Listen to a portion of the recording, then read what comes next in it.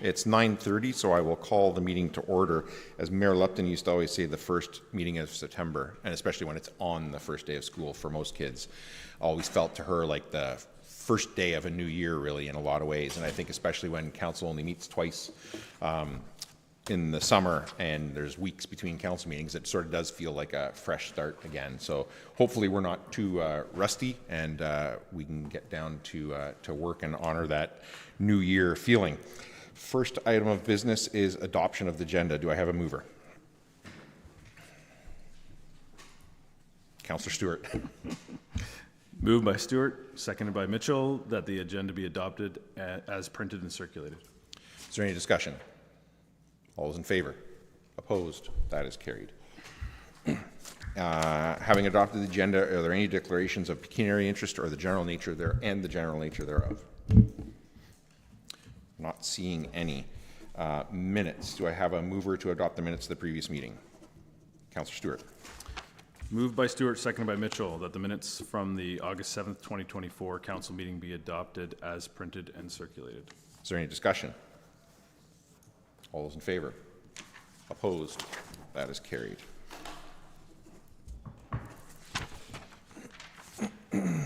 We have no public meetings and drainage meetings. We will move on to, we have three delegations, 10, 10:15, and 10:30. So until 10 o'clock, we will go to reports from the Public Services Department. Roads Division 8.1A, Report 2024-098 from the Director of Public Works, Public Services regarding a Roads Division monthly departmental report, and Derek Collins is filling in for Steve. Derek, is there anything you want to highlight for council before I ask them for questions?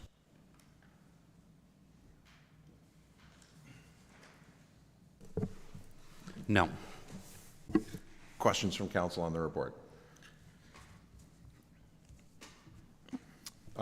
Just then want to say thanks to Public Works staff. I know there was a lot of heavy rain events, a lot of extra work that derailed regular work, and thanks to all Public Works staff, and pass it on behalf of council.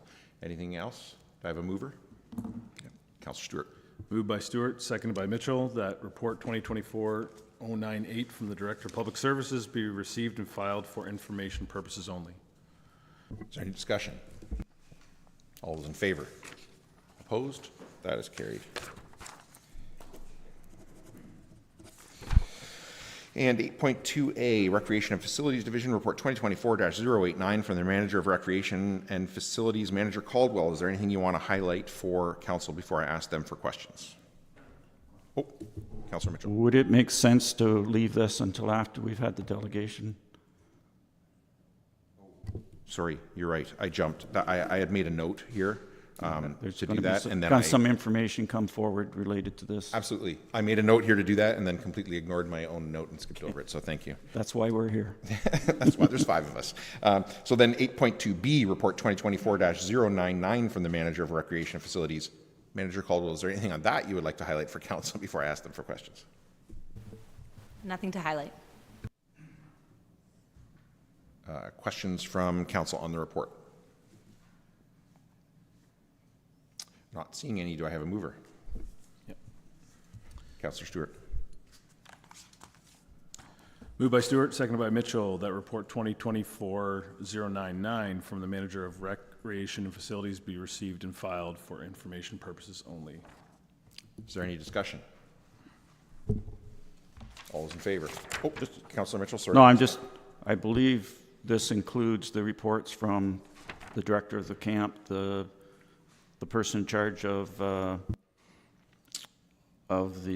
swimming program, and also a brief report on the summer parks position. I know I say this every year, but I always appreciate those reports because they come from the people that are feet on the ground, and they are not rubber stamps of what happened. They give good analysis of what happened, and they also make good recommendations of how to improve the program next year. So I know I say that every year, but I think it's important that that's recognized, the detail and the quality of those reports that come to us. Anyone else? All those in favor? Opposed? That is carried. And 8.2C, Report 2024-095 from the Manager of Recreation and Facilities, Manager Caldwell. Is there anything you want to highlight on that report? Nothing to highlight. Questions from council on the report? Do I have a mover? Councillor Stewart. Did you get them all? Yeah. Okay. Sit back, guys, and just relax. Moved by Stewart, seconded by Mitchell, that council approves the allocation of $15,000 from the recreational reserves to cover the costs of arborist work in 3 priority parks, and that council directs staff to include a dedicated budget line for annual tree maintenance in the amount of $15,000 in the upcoming 2025 budget cycle. Is there any discussion?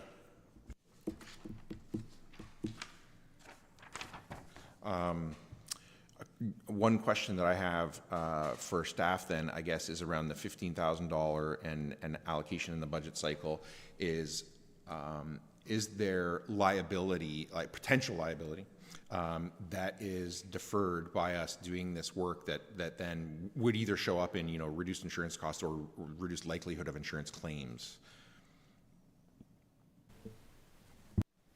Yes, for sure. I would say if we can be proactive about maintaining our trees and having more expert opinion on where these needs are, we reduce the likelihood of risk. A lot of our problematic trees at the moment are in high-risk areas above our playgrounds and above our splash pads. So if we can reduce that risk, we'll reduce any subsequent liability claims.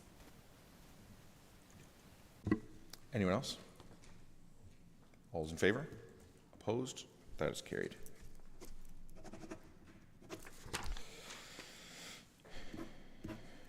And 9, reports from Corporate and Protective Services Department. 9.1, Emergency Services, Report 2024-107 from the Fire Chief regarding emergency services for July 16 to August 15. Chief Doyle, is there anything you want to highlight for council in that report?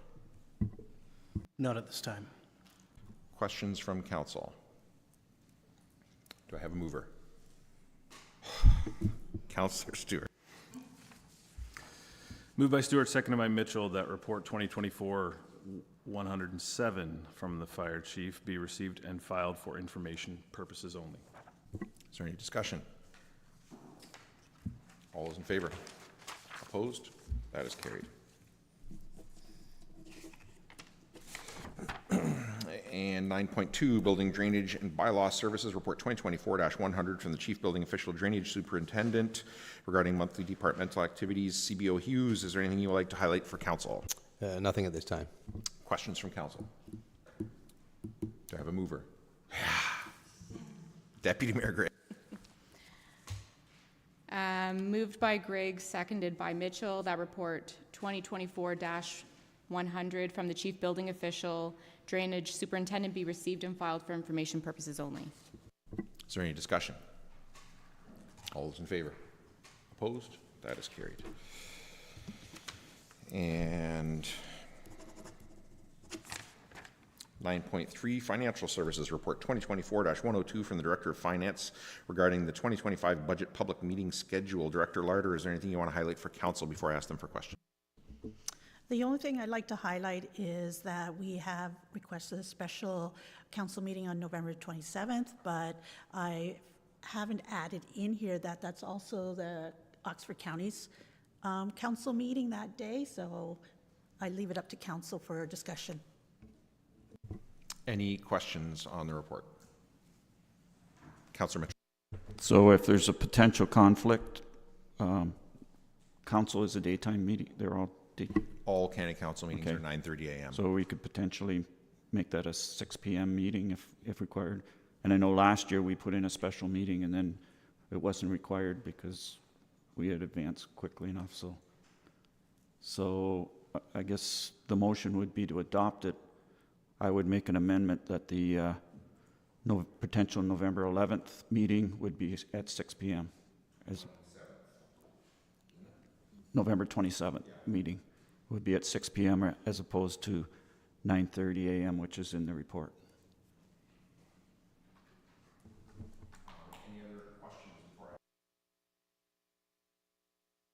Any other questions before I ask for a motion? Do I have a mover? Deputy Mayor Gregg. Moved by Grigg, seconded by Stewart, that council receive report 2024-102 as information, and that council deviate from section 4.1 of the procedural bylaw to hold the November 20th, 2024 council meeting at 4 p.m. and a special budget council meeting on Wednesday, November 27th, 2024 at 6 p.m. Is there any discussion? So I think that does, in fact,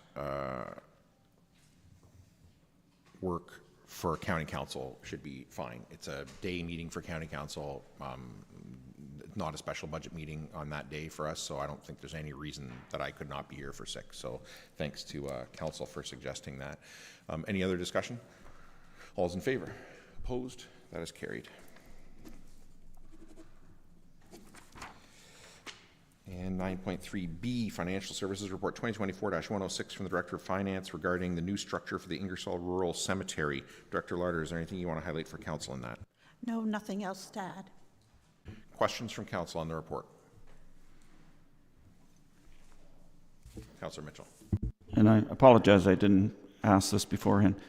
Does this have any, I don't think this has a significant impact on our budget, this structural change or potential impact? That's correct. We'll still be going through the same kind of financial split. And as in the only thing that we'll have is maybe the potential to utilize additional staff for ourselves. And so we're looking at the whole structure, and that'll be part of the 2025 budget. Okay, thank you. Anyone else? And just to be clear then, and at this point, the recommendation from staff is to pursue the new structure, so this isn't actually the final decision point. So if there were other cost implications or anything like that, that would be a final decision point later on. So there's still not wanting this to work out, but there's still an opportunity for council to decide that whatever is pursued doesn't work out and we don't want to pursue it, correct? That's correct. Do I have a mover? Councillor Stewart. Moved by Stewart, seconded by Grigg, that Council of the Township of Zorra receive Staff Report 2024-106 as information, and that Council directs staff to continue to pursue the new structure for the Ingersoll Rural Cemetery based on the parameters outlined in the report. Is there any discussion? Deputy Mayor Grigg, then Councillor Stewart. Sorry. No, I'm just going to make comment. I serve on this board. I started serving on this board at the start of my term. I think we're taking the right steps, and we've brought in, I know Ingersoll has some extra consulting brought in for this process to make sure it's done properly. And I think I have some confidence in this process that we're going to take the passion of the people that have run this cemetery for a very, very long time and continue it to be municipally run after. Deputy Mayor.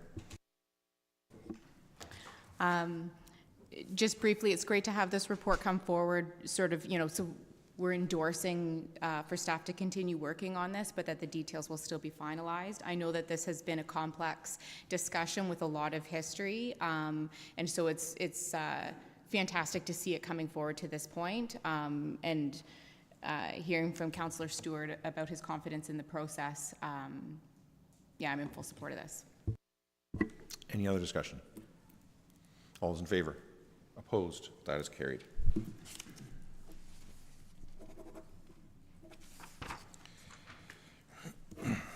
And 9.4, Legislative Services Report 2024-097 from the Corporate and Strategic Initiatives Coordinator regarding Doors Open Zorra. Coordinator McLaughlin, would you like to highlight anything for council before I ask them for questions? Nothing to highlight. Questions from council on the report? Councillor Mitchell. No, I think this is a great initiative with new facilities. So is this intended to replace the open house for this building that we had tentatively scheduled for June and then got put off? That this would be the event? Yes, the plan is to combine the two into one event. Okay, thank you. Councillor Stewart. Yeah, just a question it talks about in the report that staff's been in contact with local organizations and businesses. Just wondering if you could expand on their opportunities to get involved. Yep, so nothing's been planned yet. I know Dawn has been in contact with the businesses. As for local groups, I think however they see fit, we would be open to, whether it's putting up an info booth at one of the arenas or putting on their own event at the same time that we can kind of coordinate together. We just wanted to get them involved in the way that they see beneficial to their organization. Anyone else? Do I have a mover? Deputy Mayor Greg. Moved by Grigg, seconded by Mitchell, that report 2024-097 from the Corporate and Strategic Initiatives Coordinator be received and filed for information purposes only. Is there any discussion?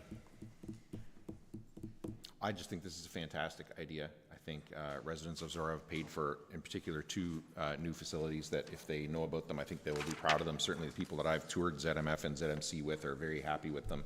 But I think also recreation staff have done a lot of work on different parks and facilities that, you know, not everyone who's going in there regularly may not know about. And I think it would be really good to highlight that to residents, the work that's been done on their behalf. So I really want to thank staff for taking this initiative to bring it forward as to something bigger than just this building, but all the facilities that our residents pay for and use. Any other discussion? Deputy Mayor Greg. Yeah, I was excited to read this report, and it's the kind of thing that I do see happening in larger municipalities. And I think there's an idea that in small rural municipalities we can't do all the big, cool, fun stuff. But I think this, you know, aligns with the tradition that Zorra has of absolutely doing the big, fun, cool stuff. Any other discussion? All those in favor? Opposed? That is carried.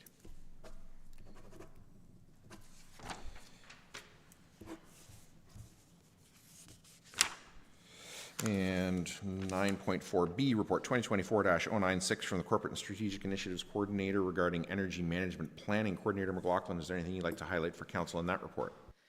Nope, I'll leave it open for questions. Questions from Council on the report? Do I have a mover?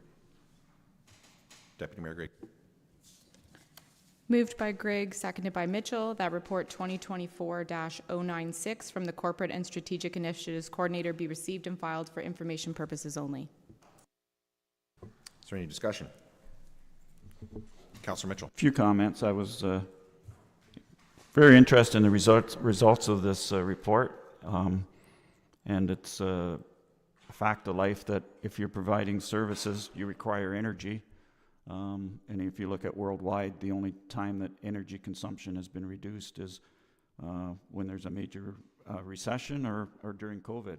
And otherwise, the energy consumption goes up.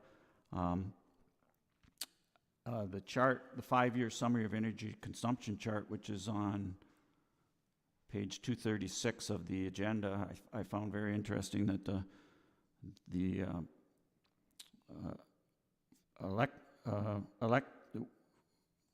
electrical and propane usage increased, but natural gas and furnace oil decreased.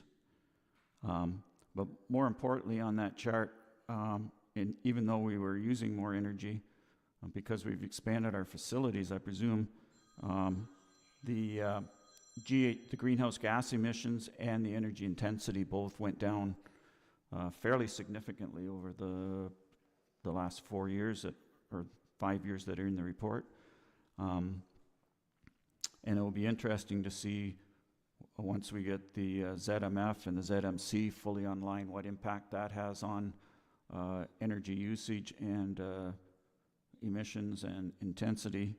And my interest is more so what's this energy costing us, both the energy that we purchase from outside sources, whether it's off the grid, comparative to the capital costs of infrastructure to produce our own energy. So I'm looking forward to that information at some point in the future. Any other questions? Do you have a mover? Deputy Mayor. Moved by Grigg, seconded by Mitchell, that report.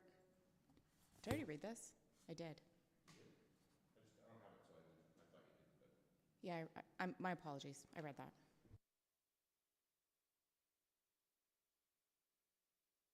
Any other discussion? Yeah, I agree with Councillor Mitchell. It was a fascinating table of results. I think overall this is probably the best energy management report that we've had since I've been on council in terms of that kind of like historical analysis showing, you know, where we were, where we're at, and you can clearly see the COVID dip there. You can see some of the changes in some of our facilities that we've had. But I agree, I'm looking forward to the reports coming later on that say what's the net result of these changes in energy use to the budget. I'm optimistic that it'll be what we thought it would be. But I think this is a fantastic start on that. Well, not a start, I guess, but improvement on tracking this. Anyone else? All in favor? Opposed? That is carried.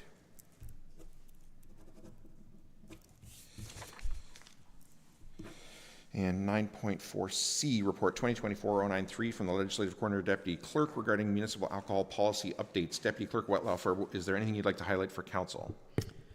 Yes, I just have a couple things I would like to note. The first is that Southwestern Public Health did recommend that no extra strength beer, which they defined as beer over 5%, be made available at events. However, you'll note in our policy that we did increase that percentage to 6%. When I had discussions with recreation staff, we thought that a lot of craft beers are usually between 5.5 and 6%, and we felt that the 1% increase in alcohol was reasonable to allow for more drink options while still promoting safe consumption practices. And then the second thing I wanted to highlight too was that we understand that the rules in this policy can be kind of tricky to navigate, so the recreation staff and myself will be working on like an FAQ or a cheat sheet document to send out to our event organizers when they're booking these spaces so that it makes it a little bit easier for them to know the rules that they have to follow. Yeah, that's all I have. Questions from Council on the report? Do I have a mover? Deputy Mayor Grigg. Moved by Gregg, seconded by Mitchell, that Council approve the amendments to the municipal alcohol policy as indicated in Report 2024-093 with the following changes. That context for the designation of municipally significant event be provided in either policy or supportive documents, FAQ, etc. And that the recommended change to section 8.2.5 not be included. And that Council adopt the updated municipal alcohol policy and that bylaw 2012-36 municipal alcohol policy be repealed. Is there any discussion? So first I want to reference back, we received a correspondence from Southwestern Public Health asking that we initiate this work and consult with them on this. So it's great to see that that was a really quick time turnaround for staff to be able to do this and bring it back to us. I've had direct engagement with this policy many times over the years in my former role as the organizer for Calathumpian. And I also have history in applying for the special occasion permits through the AGCO and working with their inspectors on ensuring compliance.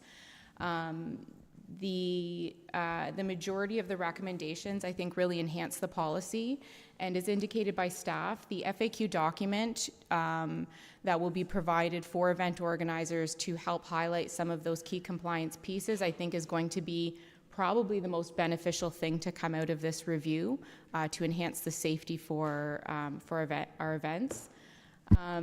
The first piece of the motion speaks to the definition of municipally significant event. So the recommendation or the request from Southwestern Public Health was that that be included. However, it isn't mentioned elsewhere in the body of the policy. It is mentioned in the AGCO application. So while we have defined it, it can be confusing for event organizers as it's then not elsewhere within the policy. So the motion is written that it either be included in the policy or elsewhere in the supportive documents. I would like to leave that to staff as they move through that process to determine where context for that term best suits. And then the other piece that I asked to be removed is the section 8.2.5 which this report is laid out so well, highlighting all those changes. It makes it really easy to find. So I understand the intention of adding this piece to the policy, that at each point purchase of alcohol, the event organizer, SOP holder, and event workers, volunteers must check the identification of the purchaser. My first question was to clarify if that was purchasing the alcohol from the approved vendors to then be brought to the site, or if that is in selling each beverage, or in selling tokens that are then going to be utilized to be to pay for beverages. My understanding is the intention is to make sure that we're not having events in our facilities that are serving to minors where they're not of age. But the challenge that I see with this is logistical. And I also see, I think, there's sort of an idea that if it's checked more frequently, that it's a more robust process. Operationally, I think it will actually act in the reverse. If through the special occasion permit process, there is a robust series of questions that determines the nature of the event, and you have to demonstrate, if it's an all ages event, how people will be determined to be marked of age or not, and then how you are going to set up your perimeter and what your staffing is. Very detailed how you're going to do that. That process captures the intention of this amendment to the policy. The challenge that I see is I would always station volunteers with good lighting, who are checking ID, who are using, whatever the defined process is to ensure that we're marking those who are able to consume alcohol. If we then apply that also to happen at the bar, it's confusing, it's not as well lit, and there's, I think, the idea that when we're all doing it, it's happening well, but I think there's also what functionally happens is that when everyone's doing it, then no one's taking responsibility for it. So that was a little long-winded, but that part I would like to remove. Also, I think it creates some confusion with our event organizers, and what we're really looking to do is set them up with something that is going to be functional in achieving safe events. Anyone else? Councillor Mitchell. Yes, I agree with what the Deputy Mayor just said. I think the changes to the policy were important because they closed some potential loopholes or misunderstandings that were in the previous policy, and I think it reduces liability not only for the township as the owner of the facilities, but the people that are running these events, and that if there is something unfortunate that happens and there's a question whether there was something done wrong with the serving of the liquor, I think the changes make that liability against both parties less likely. And I also agree, the one thing I did question was the 8.2.5 restriction on providing identification each time that you purchased a drink, and as Deputy Mayor alluded to, that questionable how that would work. I think it would certainly slow things down at the bar or at the ticket table or wherever. And the problem is when you put in restrictions that are too restrictive, and then it tends that the restriction kind of lapses, and the possibility is that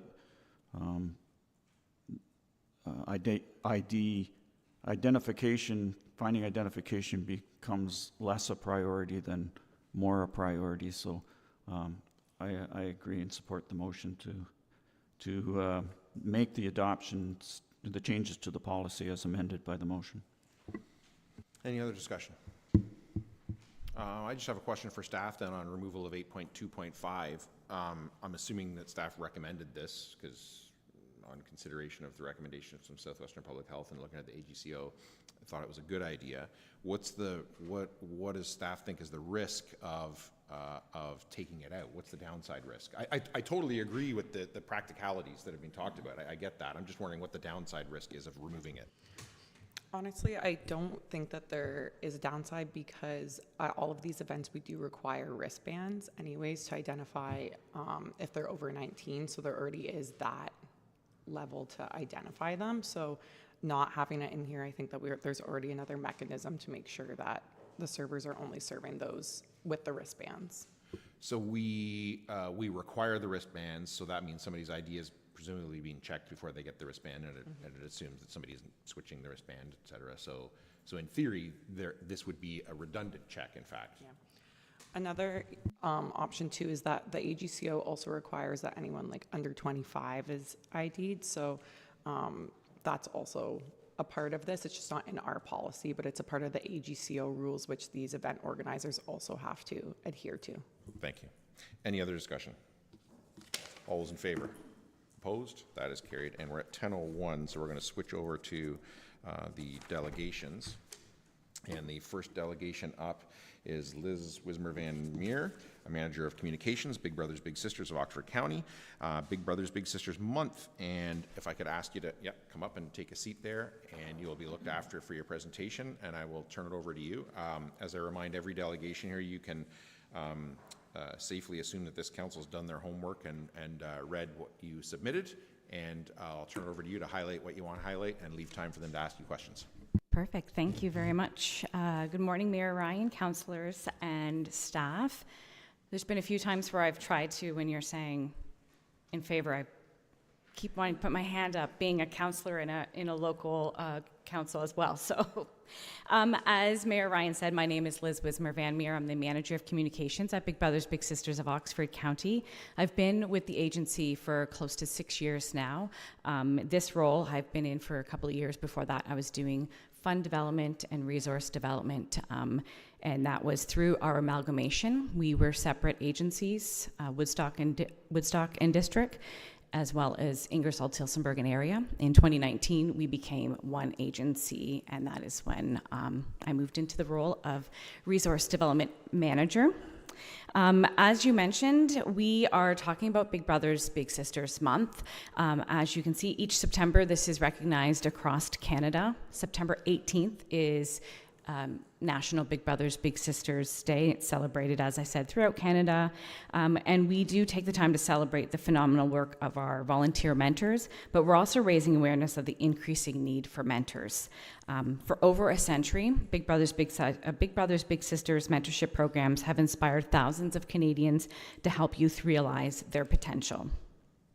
Our vision is that all young people realize their full potential. Our mission is enable life-changing mentoring relationships to ignite the power and potential of young people. As you can see, who we are is an agency in Oxford County that's been providing mentoring programs for over 55 years now. We have mentored thousands of young people throughout Oxford County. Who we are not, unfortunately, our name does do us a bit of a disservice. Our name, Big Brothers Big Sisters, is gendered. It's something that we have been advocating towards across Canada to have a gender-neutral name put in. It also kind of gives you the fluffy, feel-good sensation and a nice to have, but not a need to have, which is very much what we are. As you mentioned, I did provide these ahead of time, so I won't read through all these, but what we are is a social service agency. We have professional caseworkers that are supporting the programs to make sure that we are getting measurable outcomes. We are a free agency. There is absolutely zero costs for folks to be involved with our agency. So when a family is enrolling a young person, they may enroll more than one young person. There is no cost for them to do that. There's also no cost for them to be involved in any of the activities or groups that we host, and that's thanks to the generosity of donors, sponsors, etc. Last year in 2023, we mentored over 630 young people throughout Oxford County, and this is both through our one-to-one mentorship programs, as well as our group mentoring. We are community-based, but we are also school-based as well. In 2022 and in 2023 consecutively, we have seen an over 200% increase in the applications that we are receiving. So in 2022, we saw that increase. It happened yet again last year in 2023. In the first quarter of this year, we already saw 100 applications come in. That number hasn't been updated yet from our second quarter as they're continuing to work through. But we do see that the pandemic-induced negative impacts of mental health, education, and social competencies are definitely part of what we are, or why we are experiencing these drastic numbers coming our way.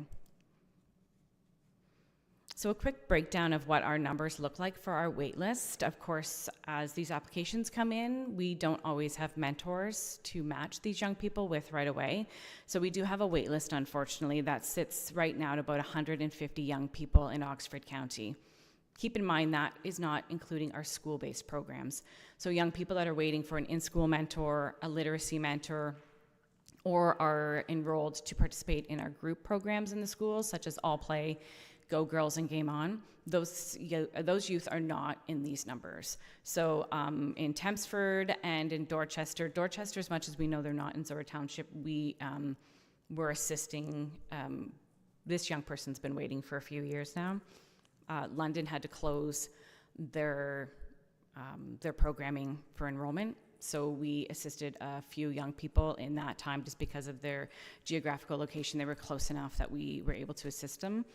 We also included Ingersoll just as a kind of a perspective to show you in and around this area. So the majority of the young people in Zorra Township are here in Thamesford, actually, that are currently waiting to be matched. You can see that our wait list has kind of ebb and flowed a bit. We did peak near the end of last year, the beginning of January, which is not uncommon. We typically see the beginning of the year and the beginning of the school year. So as much as we drop down to about 149 right now, we expect that number to go up over the next few months. Before the end of the year, we'll probably see that number get back up closer to the 165 mark because the school year tends to bring more applications coming in. So what we do, we have an incredibly strong and passionate team at Big Brothers Big Sisters. We're not a big team. There's only about 9 of us that are there, but we are very passionate and very strong, and we do what we do because we love it and because we truly care about the young people in our community. But we also have an amazing opportunity to work with dedicated volunteers that give so much of their time to support the young people. So it's not only our volunteer mentors, this is also people on our board of directors that are bringing their skills and expertise to the board to help us through that process, as well as the folks that help us with our fundraising events and other agency events throughout the year. We are definitely an organization that is built on the foundation of volunteerism because we would not exist without volunteers. A lot of folks are curious about how we are funded. One of the things that shocks most people is that we do not receive ongoing government funding. That was cut many years ago. So even though we are a social service, we receive zero government funding. The only time that we do receive it is if we apply for grants. And that predominantly comes through the Ministry of Education. Our funding typically comes from United Way Oxford, as well as fundraising events, sponsors, donors, as well as community grants and grants that we apply for. People will ask us what our biggest needs are. I'm sorry, the formatting has gone off a little bit here, but our biggest needs, mentors and funding. Those are the 2 biggest things that keep us going and are our biggest needs here in Oxford County. As I mentioned, with the increasing enrollments that we are receiving, we are just not keeping up with volunteer mentors in that perspective. So our wait list continues to stay quite high. And as much as we have an amazing volunteer recruitment and coordinator who works very tirelessly to find volunteers and has set up here at the library here in Thamesford a couple of times and has met some great people locally in Zorra Township, there's also a need that's just not being met, unfortunately. And as I mentioned earlier, as an agency that does not receive ongoing government funding, does not receive funding of any sort other than what we work towards applying for, funding is definitely a big part of what we definitely need. So people will ask us, what can they do? So what can Zorra Township do? Well, you can help us say yes at BBBS. You can talk to folks that you know in your community, talk to your staff, talk to your family and your friends, highlight what we're doing in your community. We have programs in all of your elementary schools within Zorra Township. We have matches here in Zorra Township. We have group programming as well that we offer here in Zorra Township. So talk to the people you know, talk to your friends, let them know that volunteer mentors are desperately needed here in your community. Feel free to attend any of our events. We have a really fun, big charity event coming up in October. It's a big Halloween bash. It is an adults-only event, and it is a big costume party. So if you are a Halloween person, highly suggest you come out to that because it is a very fun night. And we also ask if you can just share our social media posts, share our contents that we have on there, just to help us getting our word out of what is happening in Big Brothers Big Sisters and what the need is right now. I did have a few testimonials that we shared. One was from a caregiver just saying that her son has noticed tremendous changes in his life. He didn't really have a strong male role model in his life and had a really lack of trust towards males in his life. When he was matched with his big brother, within a few months, the mother said that his life changed drastically, and she finally is happy to see him having that trusting role in his life. And, you know, we hear from mentees time and time again about how impactful this is for them. And it's not just the mentees that are saying that, it is the mentors as well that are telling us that, you know, they see lifelong relationships being built. We have a match, we call them a match. They're well above the age of 18 plus, which is where matches, graduate from our programs. They've been together for 55 years. They were actually from Thamesford. The big brother had a barber shop here in town, and he was matched with a young fellow from Woodstock who would ride his bike quite often from Woodstock to Thamesford to meet with his big brother. And 55 years later, they are still very strong, like family.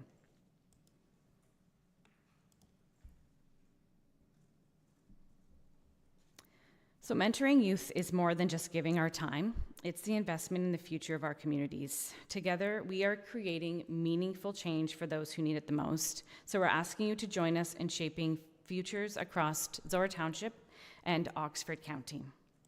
And I just want to thank you for the opportunity to be here at your meeting today. Congratulations on your beautiful facility. This is the first time I've had a chance to be here, and it still has that nice, fresh, new smell to it and everything. So congratulations, and thank you so much for allowing us to be here, and I'm happy to answer any questions. Thank you. Questions from council for the delegation? Councillor Mitchell. Well, thank you for your presentation, and thank you for doing such valuable work. A couple of questions. Are there a significant number of former little brothers, little sisters who come back to the program and become big brothers and big sisters? We do have some. We do have a lot that they may not necessarily be mentoring because they may not be here in Oxford County anymore. Some of them contribute financially, some of them volunteer with us in other ways, whether it's coming to events to support us. But we do have mentors that were mentees prior to graduating from the program. And the other question is, what are the age ranges and any restrictions on both the mentee and the mentor groups? So our mentees have to be 6 years and over. They graduate from the program at 18. The only exception to that is we have what is called our PRISM, which is PRISM, which is Pride, Respect, Identity, Safety Mentoring. That program is designed for our LGBTQ plus community, and those youth are 21 is typically when we graduate from the program, and that's because we see the need is still there to support those folks in that time. To be a mentor, you're 18 plus to be a part, but we do have some opportunities for high school students to be involved as mentors as well. We last year did a pilot project where we have literacy mentoring. So you're supporting a high school student for their community involvement hours, can support an elementary level student with different aspects of their academics. And some of our group program, especially through the summer, as long as we have a mentor that is 18 plus, we will pair them up with one of those mentors so that they have the opportunity as well. Okay, thank you. Any other questions for the delegation? Deputy Mayor Grigg. Thank you for your delegation and the work that you do in the community. I know some people who have participated as mentors over the years that now have very strong lifelong relationships with what was young people, but who have graduated out and are now adults. So it's really cool to see. We know mentorship is important. It's important for all of us in all aspects of our life, but to see that formation of relationships is really incredible. I'm a huge fan of your social media. Waitlist Wednesday, love it. It's great to see that the communications around how to get the program, knowledge of the program out to the community is still showing up in print in the Village Voice, but as well as reaching out on social media and showing us, we can envision how we could participate because we have an understanding of the need in the community. So the question I have is, has Big Brothers Big Sisters done anything through in terms of connecting with potential mentors through the elementary schools? I think anytime we're looking to get young people doing anything, accessing schedules can be really complicated, and the adults in children's lives sometimes are not able to always facilitate things. So it's phenomenal to see that there is programming available that can be facilitated through school during school hours. And I was just wondering if there had been consideration for sending that communication out through elementary schools so that those school communities are also, if they're not seeing it in Village Voice and on Facebook, if that's maybe a potential area to help encourage. And I will absolutely continue to share information out to the community when it's posted. Thank you very much. Yes, and I know that you've been one of our followers and have shared and helped support us that way many times, so we appreciate that. We do send some communications out through the elementary schools and even through the high schools. There are some restrictions and there are some kind of obstacles sometimes to get through to have that communication go out. We do get some great support, sometimes just from administrations within the schools, just to kind of put the little pieces in there to let families know that, as you mentioned, we have in-school mentoring, which is a great opportunity for folks to become a mentor because it's 1 hour, 1 day a week at the youth's school. And you're not going through the summer, through the Christmas breaks, through the March breaks. I mean, it's a really great opportunity to become a mentor and involved. And those are the kind of stories that we're trying to let folks know about. So the elementary schools especially we've been working with them to get that out there. But we will continue to try to use that as a method of communication to let folks know about it. Any other questions for the delegation? Thank you very much. Thank you so much. I think you can be confident that our staff are going to share some of the social media posts that you guys do. It is certainly in line with Zorra's strategic plan to work with community partners to advance, needs, joint needs of the municipality and our residents. Our residents, frankly, usually, as I know, in your other role, don't really care where the service comes from. They get the service. So if there's somebody like Big Brothers Big Sisters or whatever your name ends up being, willing to do that work in our community, we're happy to support that. Thank you so much. Have a great day, everyone. Thanks. We're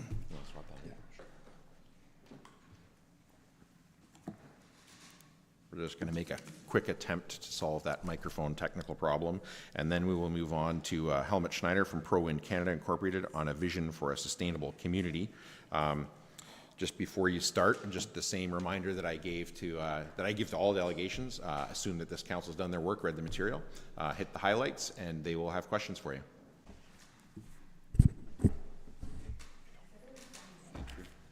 Thank you very much, and excuse me, and congratulations on the new building. It looks amazing. And thank you so much for taking the time to hearing our delegation. I appreciate that. Just a quick question, how do I advance the slides?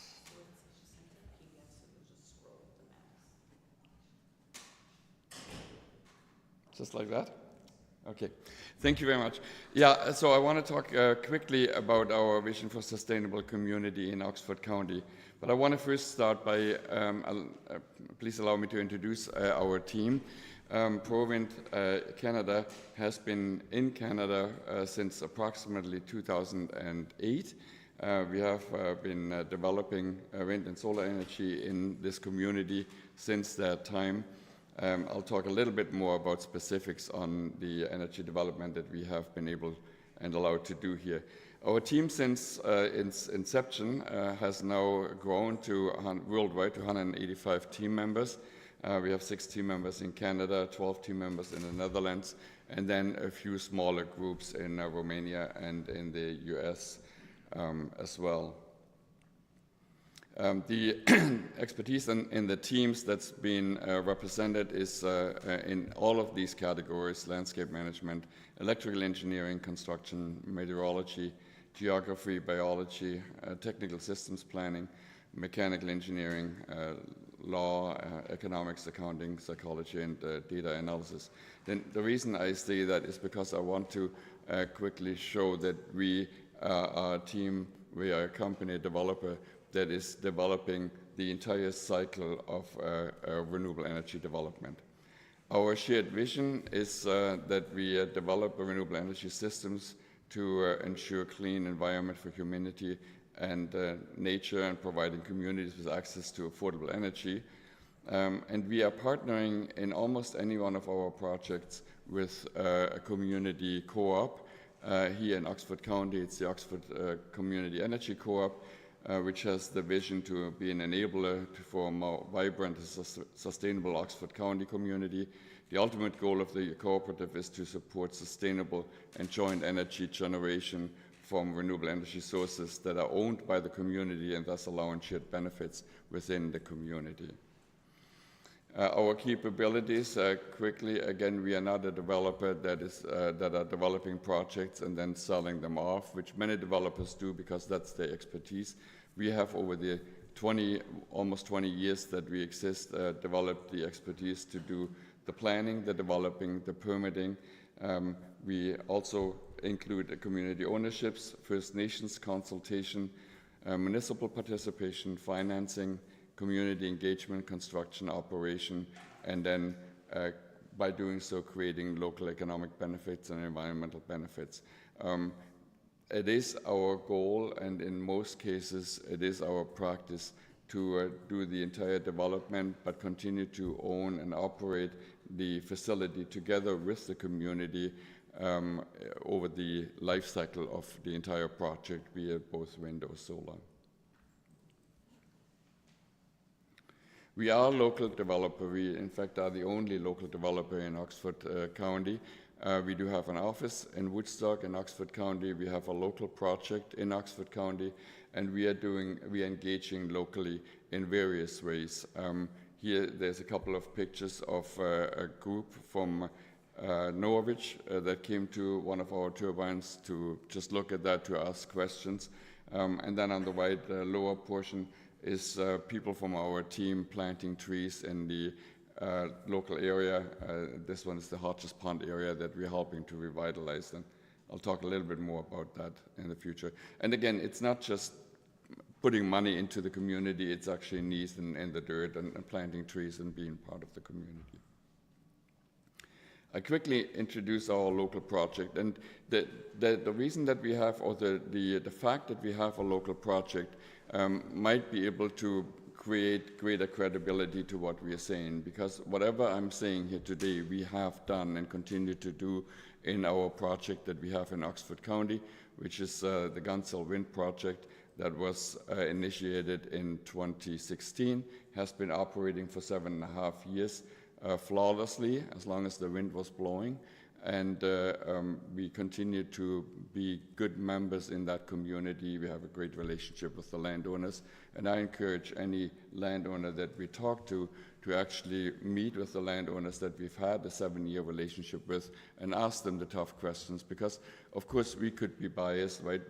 We're promoting our company, we're promoting our business, but I really want people to talk to the people that we have been in relationship with over the last 7 years and longer. What are the benefits for the community in providing energy right within the community? It is affordable and needed energy. The Government of Ontario has just over the last 2 years indicated that we are in desperate need of new energy, and studies show that wind energy right now is the lowest cost of energy that you can produce as a new energy source. Any other new energy source will cost more than wind energy, and solar is in the same category. It's a little bit more expensive, but it's also a renewable energy that is a low-cost energy now. I know there is still some leftover opinion from 2014, 2015, when the FIT program was started. In order to start renewable energy in Ontario, the IESO decided to pay higher prices in the beginning. They came down quickly. Right now, there is no substitutes from any government source on energy. We are selling energy, any new energy that we're producing at market pricing. As a matter of fact, it's below market pricing because it's a competitive bidding process. There's tax revenue for the community, of course, and economic development in the community, revenue for landowners and their neighbors, revenue for local businesses, employment that we're creating, community support funds that we are doing, and we have demonstrated that in the Hodges Pond Fund. I'll talk a little bit more about that later. And then the infrastructure improvements and environmental responsibility that we are taking on. Why plan a wind farm right now? The energy need has been forecasted that there is an approximate need of 5 terawatt hours of new energy beginning in 2030 that need to be built between now and 2030 or into 2030s, expected to grow significantly throughout the 2030s. The LT2 RFP procurement that's been is in the process of being released is looking for 2,000 megawatts of new capacity of energy. And the participation in the LT2 RFP from the IESO is open to all non-emitting energy sources only. It's only non-emitting energy sources that are allowed into that procurement. But we do have to talk about social acceptance as well. Recent studies have explored the social acceptance of wind energy in Ontario and highlighted both the challenges and the progress that has been made over the last 20 years. The key findings indicate that while there is a general public support, and I can show you some numbers on that in the next slide, for renewable energy sources, local acceptance can be hindered by factors such as potential perceived noise, visual impact, concerns over the procedural fairness, and the project development. One study emphasizes the importance of community engagement and the transparent process of fostering the local acceptance. It's found that the project involvement of the community participation and the benefit sharing tends to face less opposition than if a developer comes in, builds a project, and then moves out of the area again and receives the benefits of that project all on their own. We also have learned lessons from wind energy disputes in Ontario underlying the necessity of addressing community concerns proactively. It is so much easier to address concerns in the community if you live in the community, if you're there in the community, we have somebody on our staff that is a farmer, he farms in the community, and so we are able to really say, look, we want to listen to you, we hear what you're saying, and we truly consider the consideration or the concerns that might be within the community. There's a few statistics that came out by the Innovate Research Group, which is identified as a very reputable research group. It has been tested on that. And interestingly enough, and again, these numbers are Canada, they're not locally. And local acceptance might be different than Canadian acceptance for sure. But what they found is that 61% state that new wind farms on land is good for the community, and 11% agree that it's necessary. 21% are looking for more transparent information, and again, across Canada, only 6% are opposed. But we have to recognize that that 6% is a vocal minority. And we want to, again, seriously listen to that opposition and find out what it is that we can do in order to mitigate some of the unknown fears or some of the things that people are opposed to. What do we want to do? We are located in Oxford County, and we want to support the county to reach the net zero emissions goal. And I know that Zorra also stands behind these net zero goals. There is a drive towards, there's a recognition that the climate crisis is a real crisis, and that we need to do our part to mitigate in that crisis. We want to be transparent with the municipalities and the county, and we want to submit a bid of 200 megawatt of wind capacity in the LT2 RFQ, which is coming out next year, and I'll talk a little bit more about the timeline for that. What we have done, we have the support of many local landowners, many residents of Oxford County. We are looking for land option agreements for approximately 100 to 200 megawatts, and we have had meetings, and continue to have meetings with HONI and the ISO on connection options. We've had at least 2 meetings. We have made an application to the ISO, who regulates the grid system, and they have identified at least 3 grid points in Oxford County that need additional capacity. Sorry, that have the capacity that need additional energy into that in order to fill that capacity. One of them is the line that is flowing through Zorra. It's a 230 kilovolt line. It's just south of Road 88, and it's east of line 37th line, somewhere in that area. So there is capacity on that line that needs to be filled in one way or another.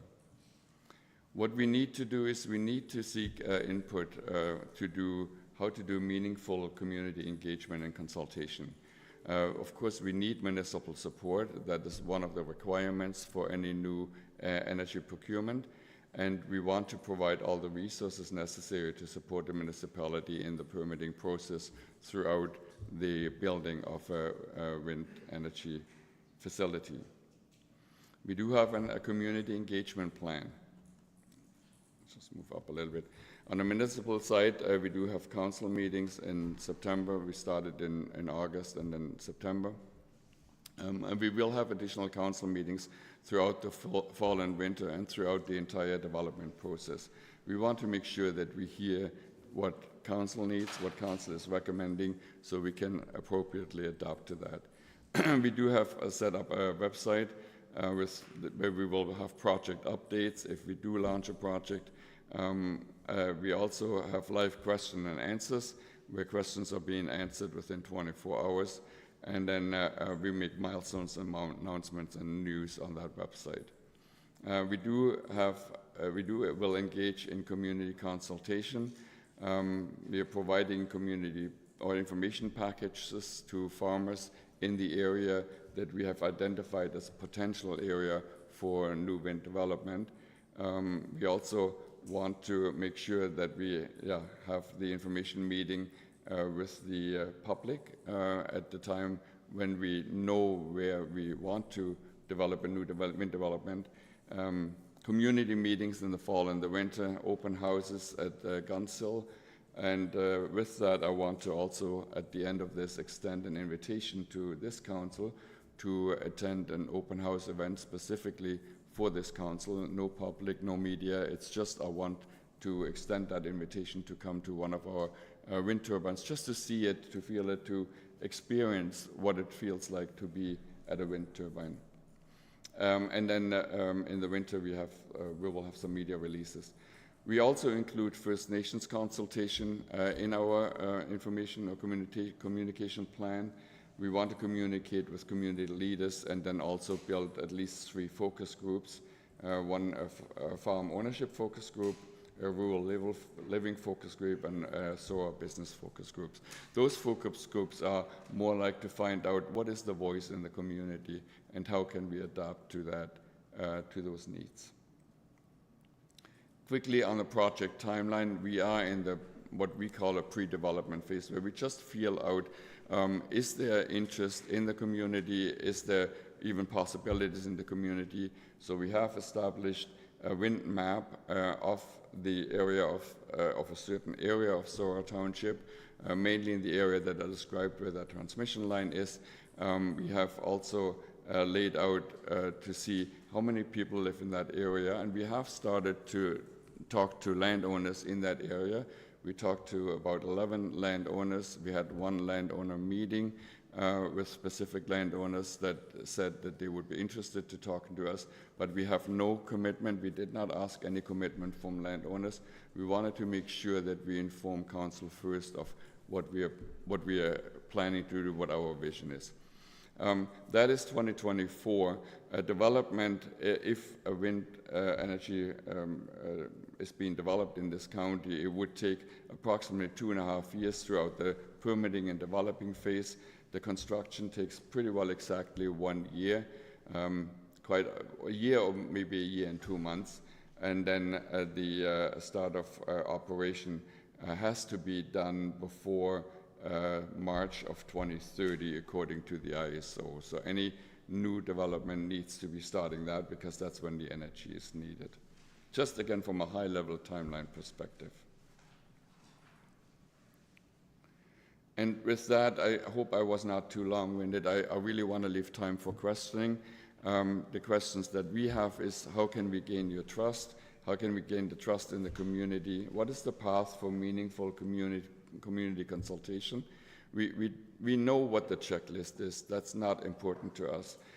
We know we have to have 2 community engagement meetings and all that, but that, to me, that just means the minimum. We want to do a whole lot more than that. We want to truly engage with the community. How can we support the municipality in the process of permitting and so on? We are fully committed to support the permitting process every step of the way. And the question is, what would be the process to receive municipal support? We're not asking for that today. This is just an information meeting, and we just wanted to be very transparent with you. And with that, I want to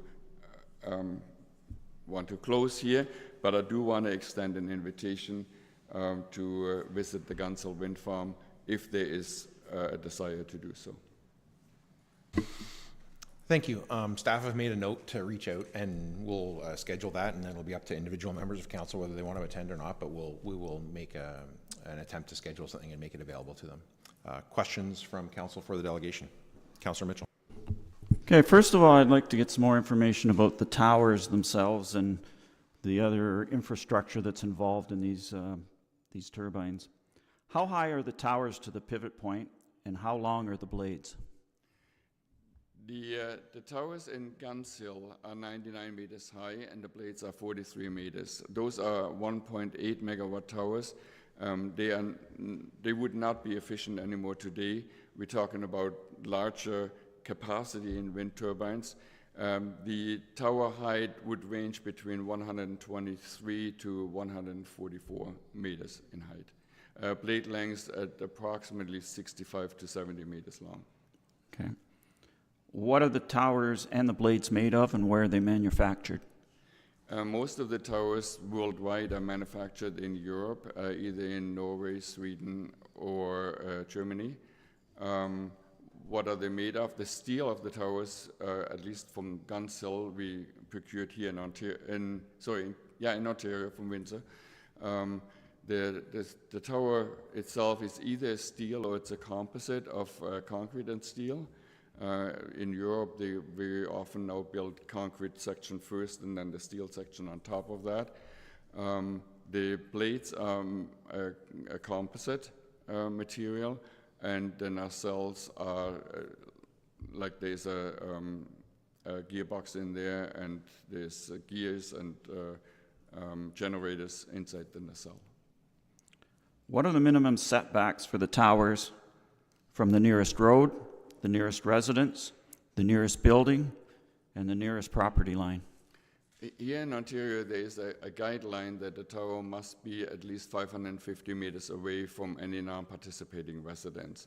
I say it's a guideline because the hard rule is that we cannot emit more than 40 dB of noise. So that means at 550 meters, the noise level must be lower than 40 dB. If not, then the distance increases accordingly. We have to do noise measurements on the turbines at the receptors at these houses to ensure that we are never emitting more than 40 dB at that point in time. 40 dB is a whisper level noise. At 550 meters, and you would see that if you come close to the turbines at Guns Hill, you could not hear the turbines. Or you could rarely hear the turbines. The road noise or the wind noise is significantly louder than 40 dB. Once in a while, when there's a wind shear factor, that means the wind is going in one direction at the lower level and a different direction at the higher level, you might hear a swoosh noise, like a noise at that distance, but it's rare. It's maybe a handful of times a year. Okay. You asked from roads. Sorry, I want to answer your questions, right?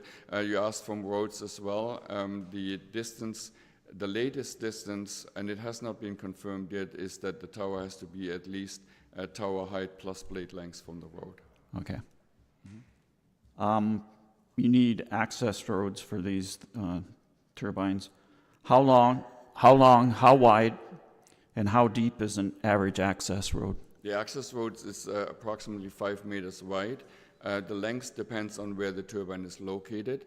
But I did a calculation. We have 10 turbines at Guns Hill, and the total land used, including the access roads and all other infrastructure, is on average 0.63 acres per turbine. So it's a little more than half an acre per turbine. That's including the crane pad, the access roads, any other infrastructure that's part of that. So it's very has a very low land intensity compared to solar, which has about 12 times as much intensity to produce the same kind of energy. Now, these access roads have to be strong enough that they can support huge cranes coming in to build these. So how many tons of aggregate roughly would be in an typical access road based on what you did in Guns Hill? I'm sorry, I can't tell you that number. I don't have it on hand, but I can tell you that what we do is first of all, the landowner has the right to veto any access road that we would recommend. So if we want to build an access road across a field, the landowner can say no, and we would never do that anyway. We sit down with the landowner, and we often use existing access roads, but we then stabilize those roads.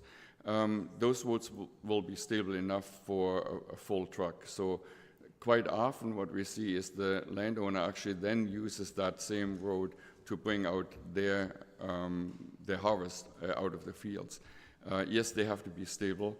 The crane is not a whole lot heavier than a full semi-truck load. It's about the same weight than that. Back when the year 2010, when the first of these turbines were being built, I was driving a ready-mix truck at the time, so I'm interested. I know there's a lot of concrete, so how many cubic meters of concrete and how much rebar goes into the bases of a turbine? Again, I would be wrong in giving you numbers that I have to confirm those numbers first. But what I can say is that the foundation of the turbine, many people think that 120 meter turbines needs a foundation that's going 20 or 30 meters into the ground. That is not the case. They are called pyramid foundations, so they are about 3 meters. 2.5 to 3 meters below the ground. That's the height of the foundation. It is at the top approximately 10-meter radius. At the bottom, it would be about 20 to 25-meter radius. So, yeah, and there's rebar in there, reinforced and all that. I can't tell you the exact numbers. I apologize. Can I just pause you there, Councillor Mitchell? I'm going to see if any other questions from Councillor Stewart or Deputy Mayor Green? You sure? Okay, just go for it. So you mentioned about the line a potential line to tie into, how does the electricity that's generated by a turbine get from the turbine to the line? Here in Ontario, we would need to build, or Hydro One would build it, and we would pay for it. It's called a three-ring connection or three-ring protection connection. Top connections are not allowed anymore on those lines. So we have basically a substation that is close to the line where all of the collectors from the turbines are coming to that substation, and then it's being fed into the line by the construction of a three-ring breaker connection. So the lines from the turbine to that substation, are they above ground or underground? In most cases, below ground. Okay. Yeah. So for anybody watching, the reason I'm asking these questions is that I just want to establish the impact on the landscape, and also the fact that there is a significant carbon footprint in the manufacture and the construction of these things. I'd like to continue on the financial side of it. What's the projected annual revenue from one wind turbine? We have not done those calculations. I can tell you approximately what the revenue is from a turbine at Guns Hill.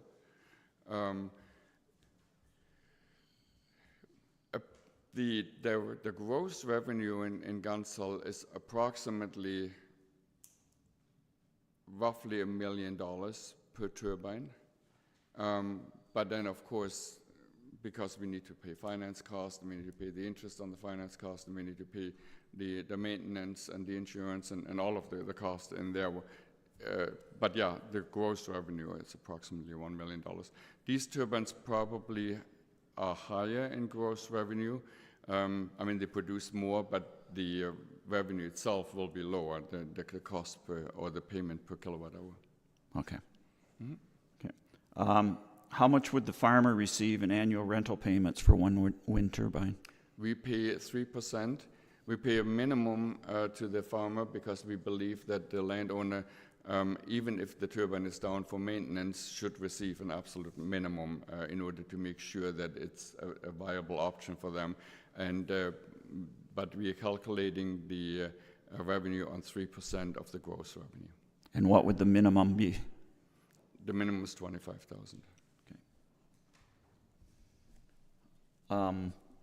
Now, those figures, is there escalator clauses over the length of the lifespan of the turbine, or is that a set 3% at a minimum of 25,000 for however long it's up there? No, there is. It's escalating in two ways. One of them, if the government, if the procurement has an escalator in there, then that would of course be passed on as the 3%. We don't know yet what the procurement looks like. I know in the FIT program there was a 20% escalation of inflation. So 20% of the inflation rate is escalated in there.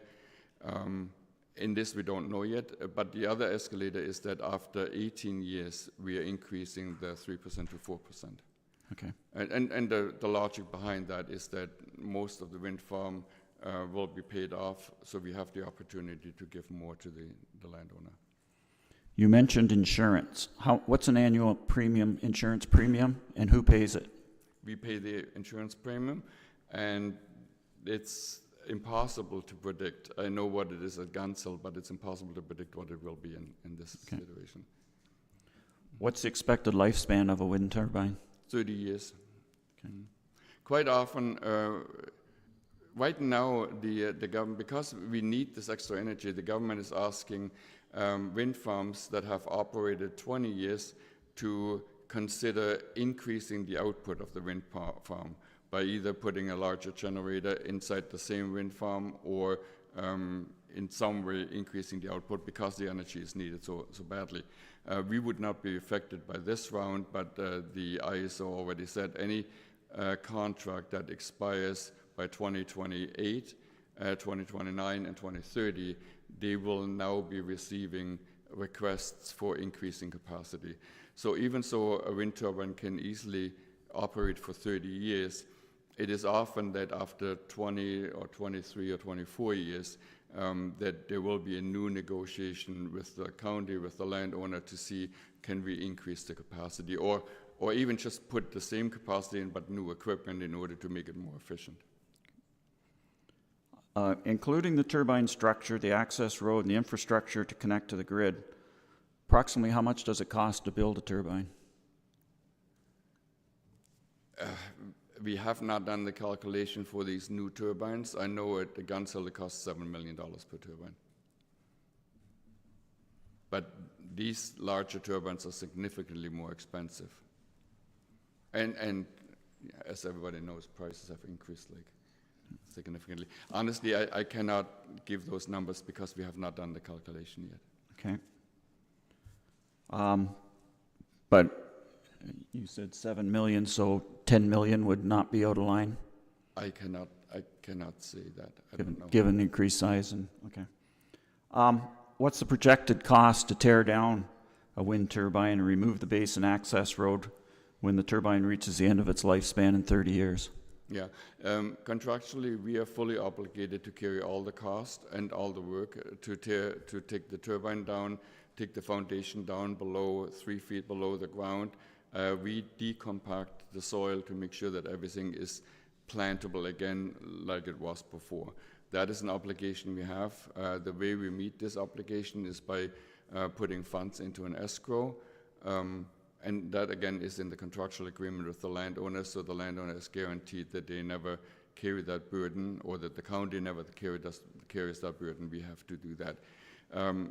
There was a study in the US that was commissioned by one of the large wind developers that's significantly larger than we are. They commissioned DNV, which is one of the largest consulting companies, to do a study, and the outcome of the study was that the materials in the turbine tower, everything else, is valuable enough to actually make the decommissioning a fund positive event. They said that on average you will get about $40,000 out of the material that you're selling over and on top of the cost of the decommissioning. So that again is another assurance that, well, we have the legal obligation to do that, but we also have the financial incentive to make sure that everything is being recycled and being removed from there. Right now, everything except for the blades can be recycled. Just this morning, I read a new report. There's 3 or 4 companies right now that are working with blade recycling. Right now, there's one company that's grinding the composite material down and using it in cement construction. So those are promising things that we hope over the next 15 to 20 years will develop. There's also new blades that are being tested right now. They're in the testing phase, that are made out of fully recyclable materials. A combination of oils and some other plant material that can be turned into a composite that could be used as a blade, which is fully recyclable. But right now, at this point in time, today, if we would take the blades down, we would probably have a very hard time recycling the blades. I'll be very transparent. Deputy Mayor Gregg? If I can just ask a follow-up in relation to that one. So you said there's a financial gain as well as a legal requirement. The legal requirement in relation to decommissioning, the contractual agreement that you have with the landowner, is that a pro-wind policy or is that mandated by the ministry? It's not mandated by the ministry. It's a pro-wind policy. Okay. Anyone else? Councillor Mitchell. Okay. So you responded to, in your previous answer, you responded to a couple of my potential questions about the decommissioning of the turbines when they eventually wear out. I have a news release that was from the Minister of Energy and Electrification that was released a week ago, August 28th.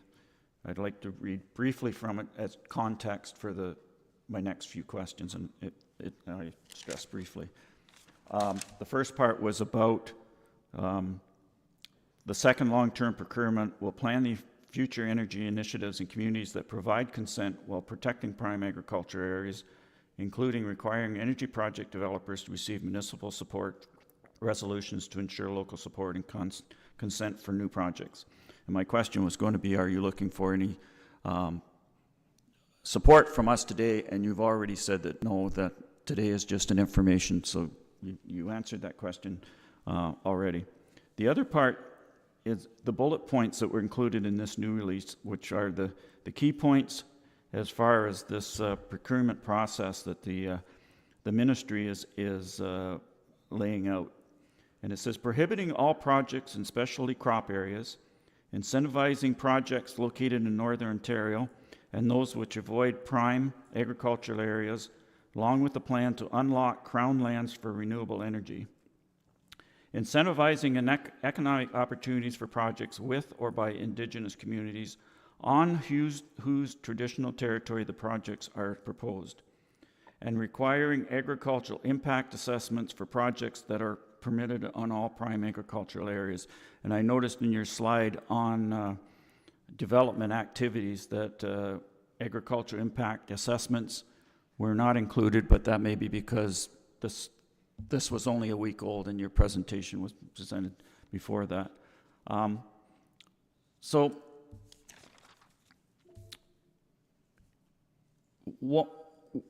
when I look at those parameters and the guidelines that are being set out by the government, I don't see how they apply to us because we are not Northern Ontario. We don't have significant amounts of crown land, if any, and if it is, it's probably under trees or under swamp. We don't have any Indigenous traditional territory.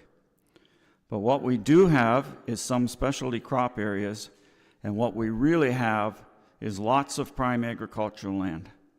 Zorra Township, the north end of Oxford County, the south end of Perth County, is the most productive land in not only Ontario, but with a few exceptions, all of Canada. And every year, when the survey is done of what the most expensive farmland is in Ontario, North Oxford, South Perth counties are the most expensive land in Ontario because we are the most productive. So given that we are all exclusively prime farmland, why are you targeting Zorra Township for a potential industrial wind turbine project? Yeah. So I appreciate that you're here today. I really do. I love it when the gallery's full of people.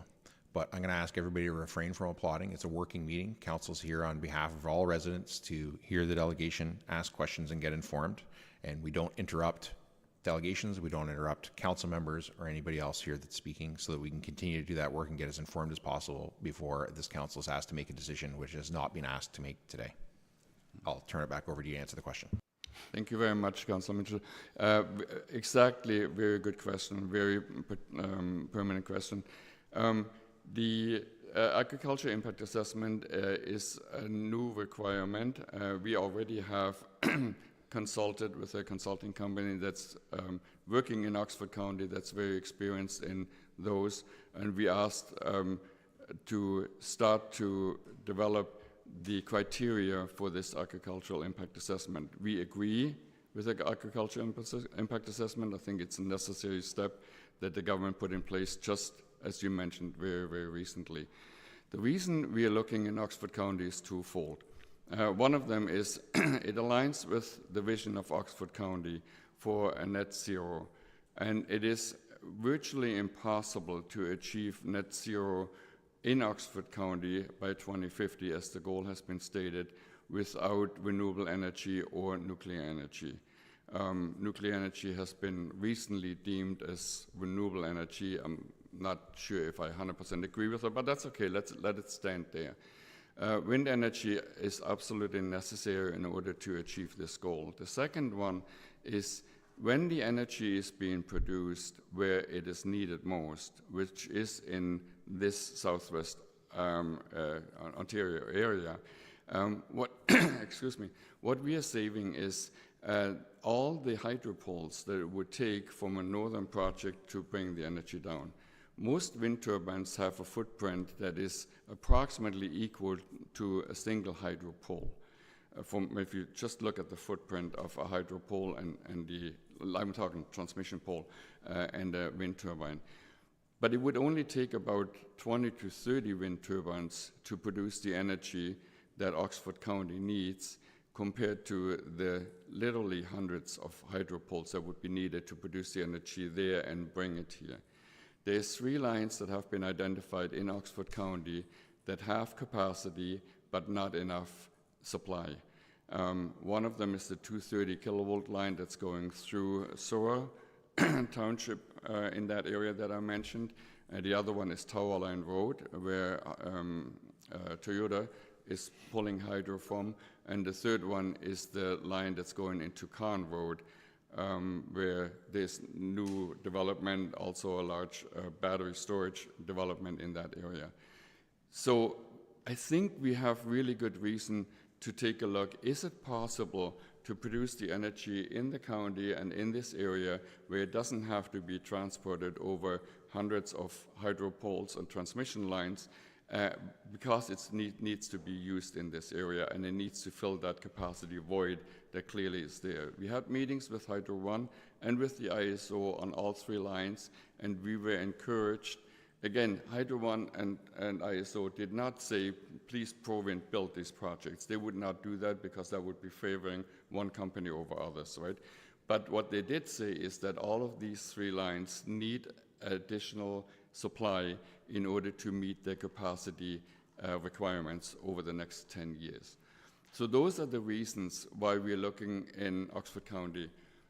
You can believe me that it would be so much easier for us to develop up north, where we don't need, in many cases, don't need a municipal council resolution, where there is very few people that we need to make sure we engage with, and we want to engage with, and we want to hear how we can make it work within that area where we can harmoniously live with the need of producing new renewable energy and the development that naturally happens there.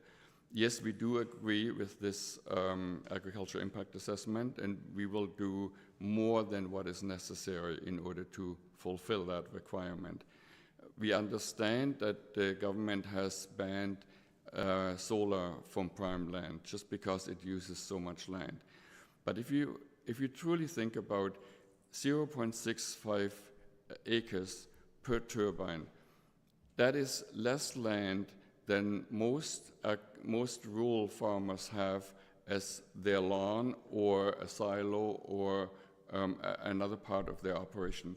And of course, farmers have the right to produce on their land. They have the right to put a barn on there. They have the right to put a silo up there, all that. But we have to recognize all that is on the same prime agricultural land as the wind turbine would be standing on. So I think we need to be careful. But we need to definitely recognize what you pointed out. This is prime land, and we need to make sure that we avoid the prime areas of the land as much as possible. We will not build on specialty crops. That is clearly a requirement for us to stay away from that, and they have been identified. But we are hoping that with the agricultural impact assessment, we can minimize the impact on prime agricultural land, but still produce the energy that is needed in the county. I'm almost done. My next couple of questions are questions that I sent to one of your team members when this council was contacted 2 months ago to meet private one-on-one about the potential for this project. First question is, how many turbines are planned for the Zorra project? We are hoping to build between 16 and 24 turbines, somewhere around that number. But you have to remember that is over an area of about 50 square kilometers. So it's about, did I do my math right? 8 kilometers high and about 7.5 kilometers wide. So roughly about 56 square kilometers. So the density, the turbines are far apart. And the reason for that is because we'd never want to build turbines any closer than about 350 meters apart from each other, because turbines one turbine can take the wind away from another one. If the wind is in the same direction and they are directly behind each other, the first turbine produces significantly more than the last one. So we want to create that distance. We definitely want to create the distance and have to create the distance from any residential housing. And we want to make sure that we are not impeding the farming operation of the farmer. Where in Zorra Township are you looking to put up these? As I mentioned, we did create a wind map from Zorra Township, and we found that the area, and of course also we looked at the transmission line, we found that the area that's north and south of line 88, or road 88 I think it's called, and east of line 37, that general area is an area that we are looking at. And we have talked to a significant number of landowners in the area. But no commitments. We didn't ask for commitments. We did not receive any commitments. So you're describing the area basically between Cantor and Embro. So can you confirm that you have been talking to farmers in that area? Yeah, north of Embro, we stay away from Embro, and then Cantor, I think, is the northern part of that area. Okay. And my last question is, I believe you mentioned in your presentation that you have so far your company has approached 11 landowners, and you have one who's expressed some interest, but nobody has made a commitment. Is that correct? I don't think I said that. If I did, I apologize. Yeah, we talked to approximately 10, 11 landowners. We did not ask a commitment from anybody. Okay. Yeah. Okay. So you have approached 11, and there's at this point no commitments, primarily because you haven't asked for a commitment. You've just been exploratory. We Okay. did not ask for commitments, yeah. Well, I appreciate your honesty on these last few questions, because that is certainly more information than I got from your team member through email when I wanted that information. Thank you for your answers. I can't say that I agree with all the information you've given me, but the format is not here to debate with you. It's just to ask questions and gather as much information for the rest of council and everybody else in attendance, whether here or online. So that's the end of my questions, and I'm sure we will be talking again in the future. Thank you. Any other questions? Councillor Stewart. Yeah, more to the point of trying to understand sort of what you're asking for in terms of next steps. So one question I have is, and it may be in the report, I apologize if it is, but can you talk to the timing of municipal approval and how that plays into your application, just so we understand that? Yeah, municipal support resolution, as prescribed by the ISO, is a requirement for the application. We would not be able to make an application to participate in the long-term procurement that's coming up probably end of, I would say, Q3 of next year. They have not set a date for that yet. So prior to that, prior to, let's say, August next year, in order to submit our application, we would need the support resolution from council. We have to understand the support resolution is not an approval. Council has the right, council has the obligation to consider a whole number of permits that are required for wind development. Any one of those permits can stop a project. If we are not meeting our obligations, if we are not responding to the requests from council, council at any time during that permitting process has the right to say, well, we did this in good faith, but this company is not following up on the requests that we're making or not meeting the obligations that we're putting together, then council has the right to either approve or not approve any step in this process. The resolution is basically just saying that we will in good faith consider this project and work with this company to build a project in our township. Okay, and you heard from Councillor Mitchell, and I think it's the resounding concern that we've heard from residents about taking out prime agricultural land for a project like this, and you did have your points as well in terms of the scale of that. How best, and you're asking us how best to proceed, but I'm turning this back to you. So in terms of community engagement, how best are you going to, how do you feel like you can go out and get a better sense of the exact concerns from our residents and part of that process, so maybe expanding on the community engagement piece? Yeah, so again, there's two things in that. One of them is the required community engagement. We know that we have to have a minimum of 2, potentially 3. The rules are not firm yet, community engagement sessions. But that's not what we're looking for. We're looking to do a whole lot more. We really want to engage with the community itself. We want to talk to the landowners. If there is enough interest in the landowners, we want to talk to the neighbors of the landowners. We want to offer participation from the landowners in the community. At Gunshill, 50% of the project belongs actually to the community. Most of them live in Oxford County. Once we exhausted the offer to the residents of Oxford County, well, in this case, first the residents of Zorra and then the residents of Oxford County, we would then ask our contacts throughout Ontario. But anybody in the community has the first opportunity to invest in the project, to own part of the project, and gain the benefit from the project. But in addition to that, we also want to make sure that the neighbors of landowners that are seeing the wind farm, seeing the operation, have an additional benefit from that.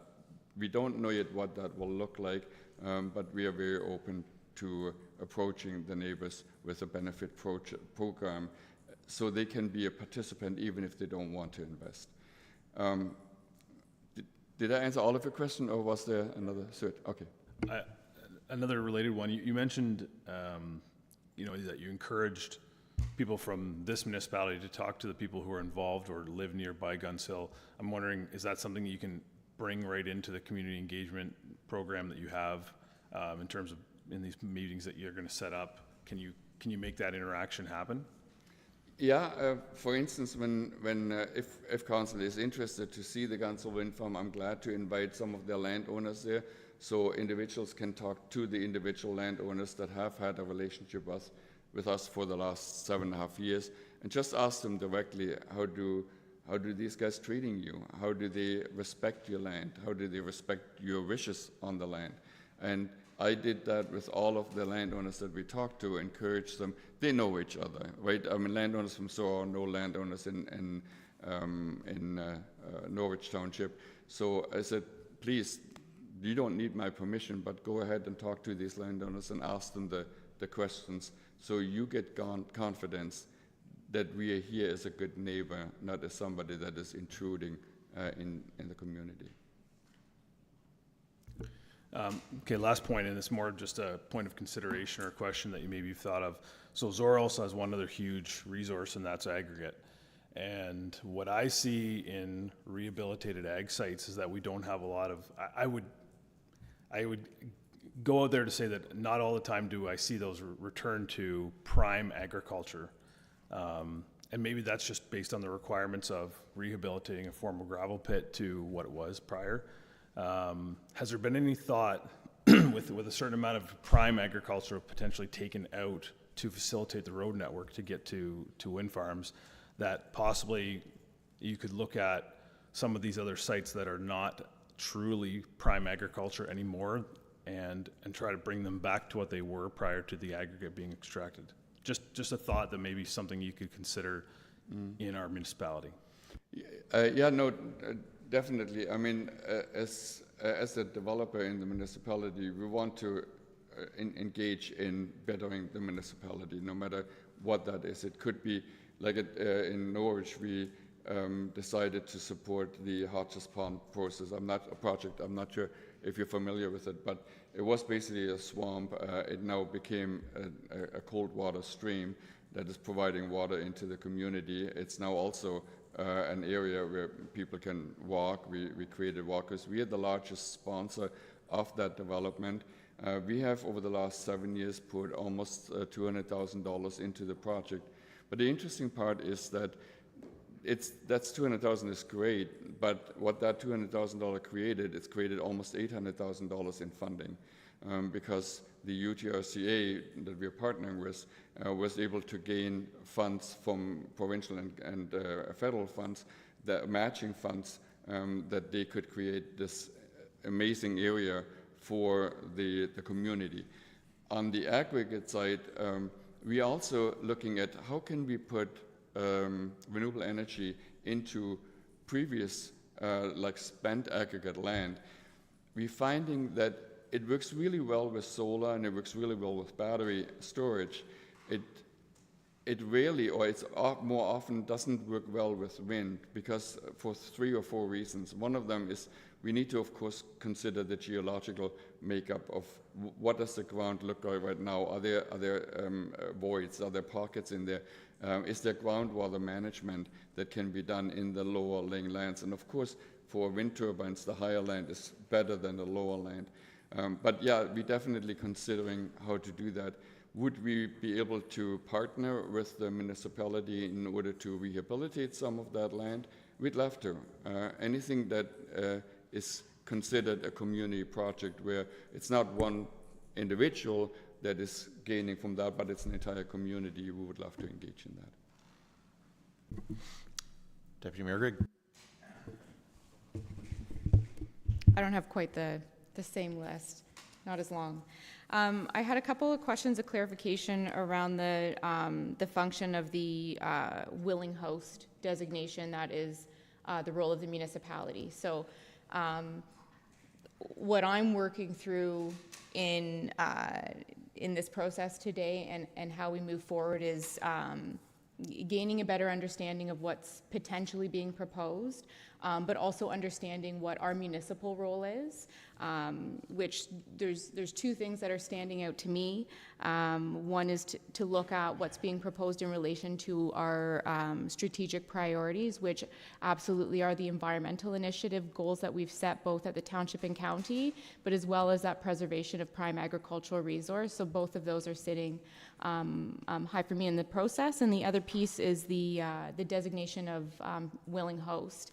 So my question is, does the willing host designation get asked with each application for each specific wind farm project, or is it a designation that then applies to the municipality and is applied to any wind farm applications that come forward? Yeah, it's interesting that we use this term willing host and unwilling host. Actually, willing host is not even in the support resolution that as a name, right? It came about when municipalities started to declare themselves as unwilling hosts. And to answer your question before I go more into that one is the support resolution, as far as I know, but we could definitely next time if we meet, bring the actual resolution wording, which might make it easier for council to look at that. I don't think it is, I think it's for specific for a project. So we would only need a support resolution for this specific project once we present it to you. By that time you would need how big it is, where it is, who are the landowners involved and all that. When it comes to willing and unwilling host, we are 100% in favor that every farmer that we are approaching has the right to be an unwilling host, and we will not pursue that. If a farmer tells us, no, I'm not interested, that's totally fine.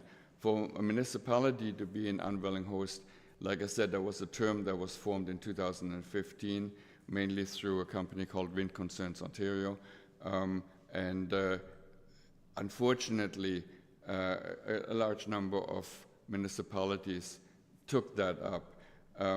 At that time, it made even a bit of sense because the municipality had no say in the approval process.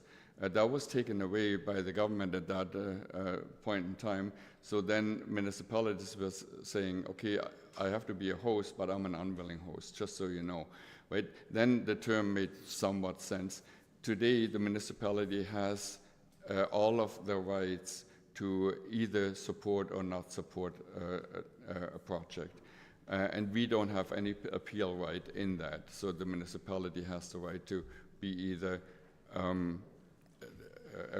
provide a support resolution or not provide that resolution. And even after that, the municipality has full control over making sure that the relationship between the developer and the municipality is a well-maintained relationship. If it's not, if a developer is doing anything that is going against the regulations, the rules, or the wishes of the municipality has the full right not to provide a permit. And there's about 6 or 7 permits that we need.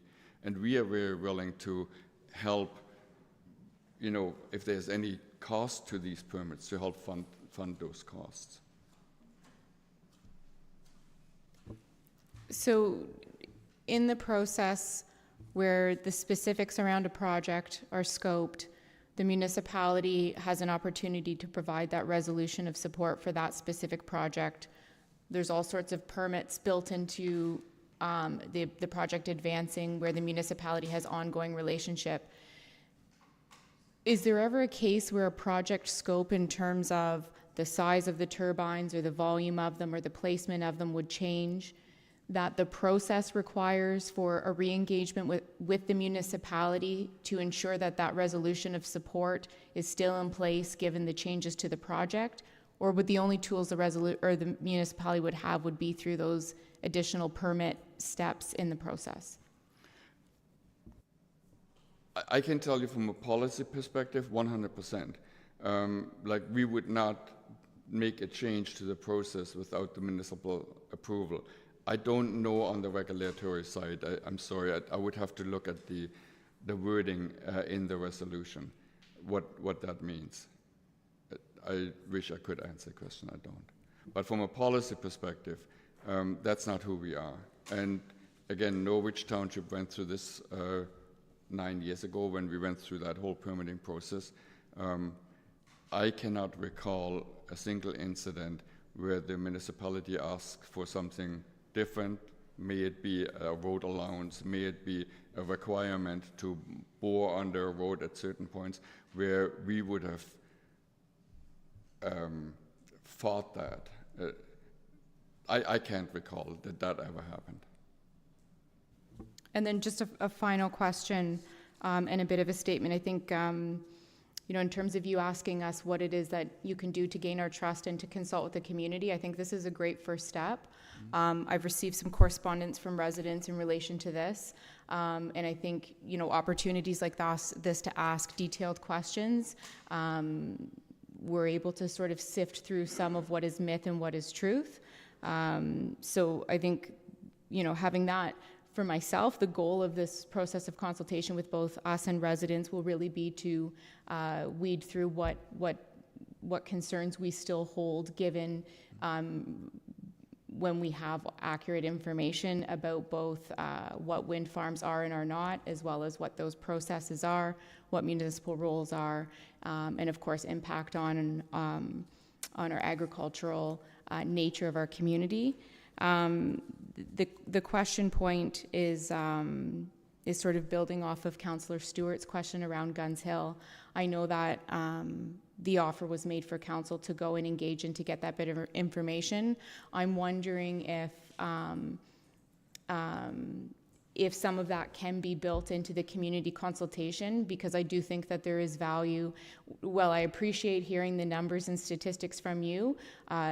There's definitely some value in hearing that direct from someone who not only has the wind farm, but they are our neighbors, and that they do have 7 years of experience. I've watched some council meetings from other areas around the province that have non-pro wind farm, but other wind farm operations, to hear those discussions in those communities, because the challenge is when we're talking about something that's reflective of change, we're dealing with some unknown. And so what I'm looking for is for not only this side, but also for opportunities for the community to engage with learning more about what that unknown is. I realize you probably can't answer that now because it may be contingent on permissions with the landowners and what Guns Hill is comfortable with or not, but I just wanted to leave that with you. Thank you. May I just say one, you're absolutely right on the one point is we have to be careful to be respectful to the landowners that we talk to. Some of them asked us, they said, we are very interested, but we want to know more about it. But please don't spread our name around and say we are in favor of that, because we are not there yet. And so we want to be cognizant and careful of that. But yes, transparency is important. And as soon as we can, we will provide more information to the community. We like to do that one-on-one as much as possible in the beginning, and then open up to more of the community. Because it's so much easier to sit at somebody's kitchen table and just answer their questions and explain to them what it means and what we can do and how we can address issues. Anyone else? I only have 3 after they had all theirs. If there were not enough interested landowners, private property owners, in hosting a windmill, would you still be asking for a municipal support resolution by approximately next August? No. If we don't find enough interested landowners, we probably would not, because we might come back at a later time when the interest changes. Right now, I think it looks positive. We have not had a single landowner that kicked us off their land. We had a couple, actually, interestingly enough, we had one landowner that said, look, it's not for us, but we know that our neighbor is interested. Why don't you talk to them? So that tells me that, yeah, we just want to keep our farm the way it is, but our neighbors might be interested, and we are okay with that. And we had one other landowner that said, we got to have a lot more information before we make our decision. So I think we will get the interest from landowners, but of course we don't know. If we don't get enough to build a wind farm, we would communicate that with council and would probably then not ask for a resolution, at least at this point in time. So just to clarify then, the only way you would be asking for a municipal support resolution is if enough private property landowners were interested in hosting a windmill on their private property. Correct. So my next question was, you made a comment, I think it was in the slide, or you said it about revenue for landowners and neighbors. So what would that look like, a potential fee to a neighbor who didn't host a windmill but whose adjacent property did, or what would that look like? We don't know yet what it would look like. We know what we will budget for that, because we have to be so careful. We don't want anybody to see us coming with a bribe, right? That's not where our heartbeat is. That's not where we are. But we do see that adjacent landowners or neighbors or individual houses that live in the area where wind turbines are built, there is an effect on that one. And quite often the effect is, well, why is that person, being the landowner, getting some payment for that, and I'm living in the same area and I do not. So we right now want to see, what does that look like? Is it a combination of, maybe we offer the neighbors free shares, 1 or 2 free shares as part owners, or we offer to pay their property tax or pay part of their property tax. We don't know what form it will take, but we are committed to make something, put something in place that allows neighbors to feel that sense of participation. You talked about, in response to Councillor Mitchell's question, about the access road and how that would be constructed and located. What if the municipal road that needs to be used for construction can't handle the width of equipment or load of equipment or whatever? What would be done about that municipal road in that case? We would then, through the permitting process, request for a permit to stabilize that road. And then who would pay the cost of that work? Whatever we negotiate. Okay. I mean, it might be that we are paying a portion of that. It might be that we're paying all of it. Whatever is negotiated between the developer and the municipality. Okay. That's all the questions I had then. Anybody else? Thanks very much. Thank you very much. Sitting there and taking all of our questions. Yeah, and I will send the invitation to staff for council to attend a meeting at Guns Hill if that's wished. Okay? Thank you. So given that we've had a couple of long delegations, I know we're close to lunch, but I'm going to suggest we take like a 15-minute break and then come back and we can probably polish off the rest of the agenda before we break for lunch then? Yeah. All right, we're on a break for 15 minutes, which is 11:45.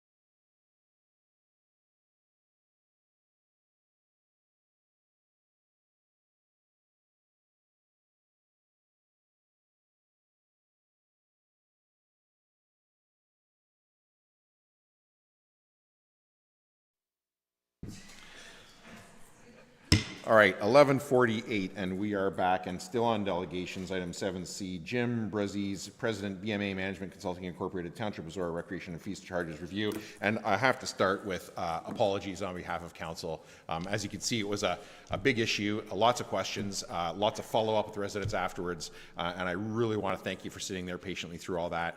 And I will turn it over to you to run your delegation as you want and have questions from council afterwards. No problem, Your Worship. I appreciate the magnitude of that, the decisions that you have to make in that regard. Yeah, so what I'd like to do is talk about the recreation fee review, comprehensive fee review that we've undertaken, excuse me. So I'll just talk a little bit about the scope, some of the guiding strategic documents, in particular your recreation master plan, key principles in setting recreation fees, the methodology that we've employed in the comprehensive fee review, benchmarking with some of the local municipalities, area municipalities, and then just to kind of summarize our findings. So as I say, the scope of the study, we reviewed the existing fee structure. We did review your master plan and any user fee policies that you have in place in the municipality. We identified, as a result of that review, some potential areas of concern and opportunities for improvements. We've incorporated leading practice research and also incorporated some of the recommendations from your recreation master plan. And finally, we calculated the proposed fee changes and benchmarked against the area municipalities, neighboring municipalities. So just in regard to your recreation strategic plan, a couple of things that have relevance to the user fees. What we saw was that there's a decline in ice usage, and in fact, one of the recommendations coming out of that are strategies are needed to bolster ice usage in non-prime time hours. So we've taken that into consideration in the fee review, and you'll see later on in the presentation. In fact, what we did is reduce the non-prime time hourly rate fairly substantially. Rates and fee scan, it was recommended that you identify all the direct and indirect costs required to deliver the recreation services. Just to give you an appreciation of, recreation services are kind of unique. There's never 100% cost recovery.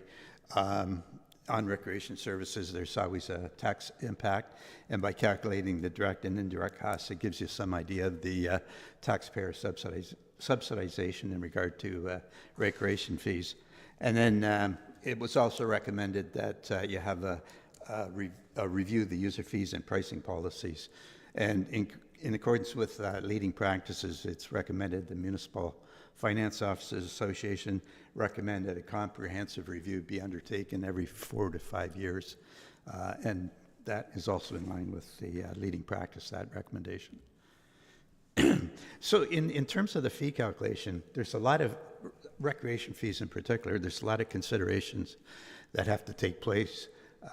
We have to look at the budget. We analyze the budget. One of the things that we have to be cognizant of is the existing utilization levels and whether they can be approved upon and or not act as a deterrent in terms of user fees. The subsidy levels and benefits, again, there's a taxpayer subsidy involved, so we have to be cognizant of that. There's taxpayer affordability concerns that have to be taken into consideration. Market conditions, what are the other surrounding municipalities, what are they charging? The practicality of charging user fees. In some cases, I've seen in other municipalities charging user fee. The user fees didn't cover the cost of the cost of collection. Accessibility and affordability, you just want to make sure that that's not impacted, and then ease of implementation. So as I say, we did an analysis of the budget, and we took into consideration direct, indirect costs, corporate allocation costs, and life cycle asset management. And in terms of your 2024 budget, the budget was $2,085,000. That's the expenditure side. And then we looked at the revenues in your 2024 budget. and the revenues amounted to about $575,000. So approximately 30% of the costs that I just showed you in terms of expenditures are recovered from user fees. So there's about a 70% taxpayer subsidy associated with recreation fees. And it's interesting to look at that in that pie chart, the user fee revenues, 75% of those revenues are attributed or recovered from arenas, and then a small portion in parks, camps about 15%, and the pool about 6%. So as I said, in the Recreation Master Plan, the recommendation was to consider utilization levels, especially in the non-prime time area. We looked at utilization revenues in the arenas, both arenas. The prime time unused hours amounted to about 27%, and then the booked hours in terms of prime time is about 73%. In the non-prime time, only 12% of non-prime time hours are booked, and 88% is not used.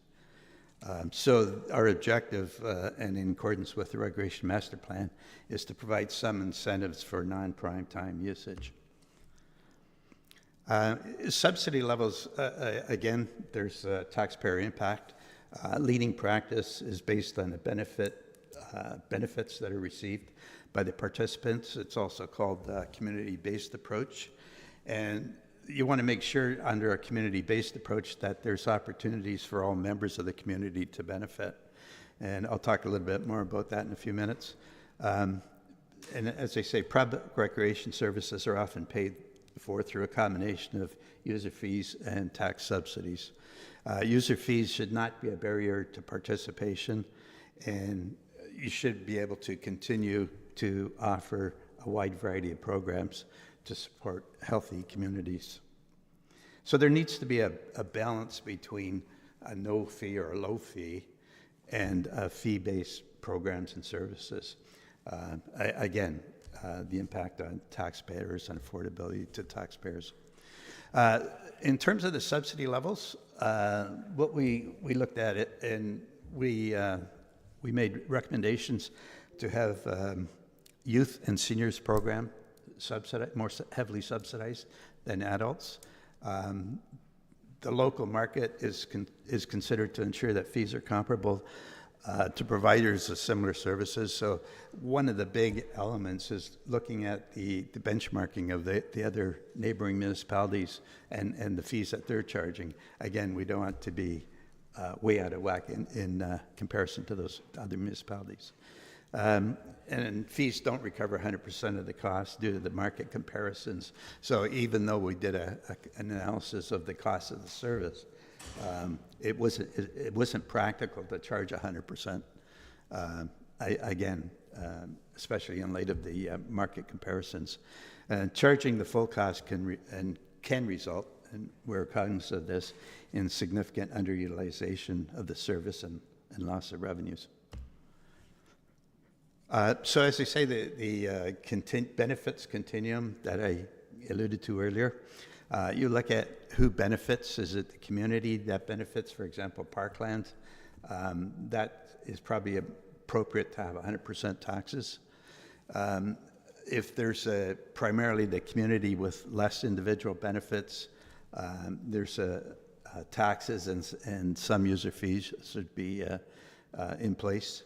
And then individual-only benefits, those fees should be 100% recoverable. Again, a lot of the considerations, you have to look at the market, the community benefits, the prime time versus non-prime time usage in the arenas, the age of participation. As I say, we made recommendations with regard to children and seniors being more heavily subsidized, resident versus non-resident rates. Some municipalities do employ that. We didn't recommend it at this time.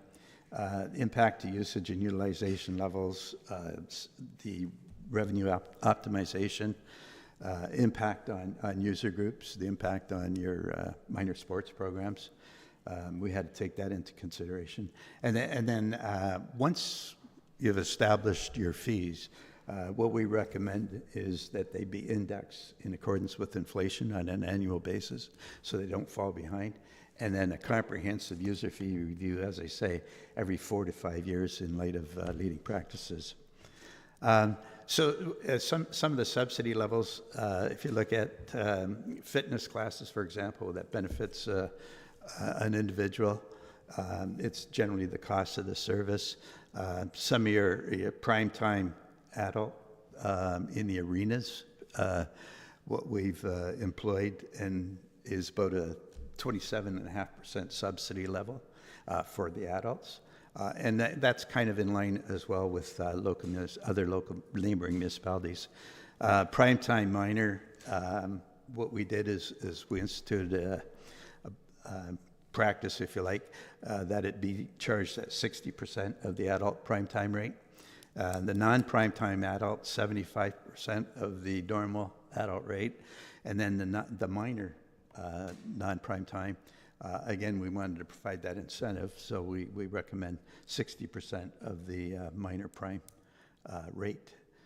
And then there's last-minute bookings, and we recommend that those last-minute bookings be charged at 50% of the adult rate. And then, so you can see, like, camp programs, again, generally based on market conditions. The aquatics and drop-in programs, the adult is a higher rate, and again, the adult was kind of based on market conditions. And then we have a youth, and I think this is new to the municipality, a seniors rate, which is calculated at 75% of the adult rate.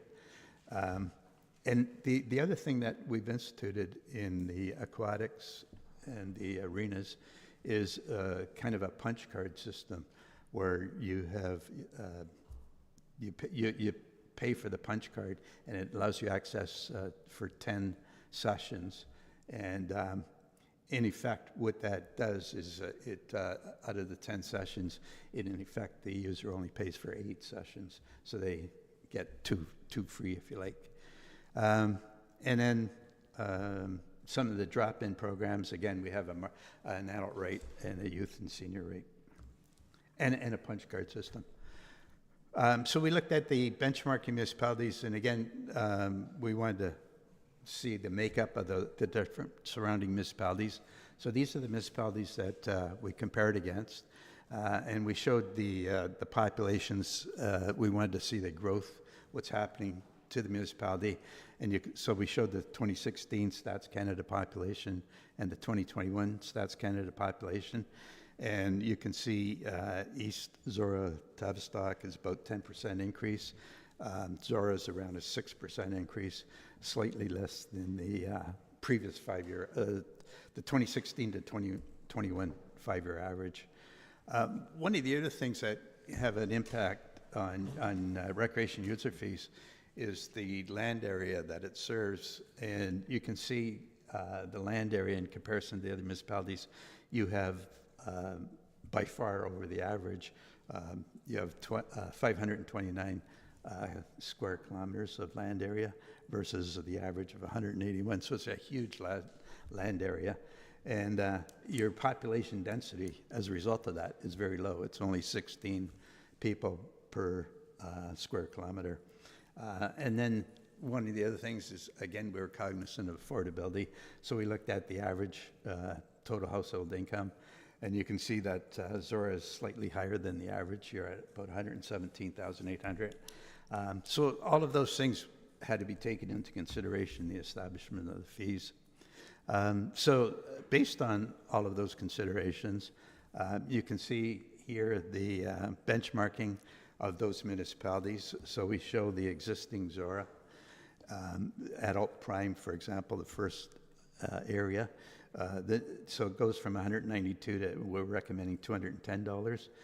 The benchmark survey of the other municipalities is 206. In fact, one of the municipalities charged 241.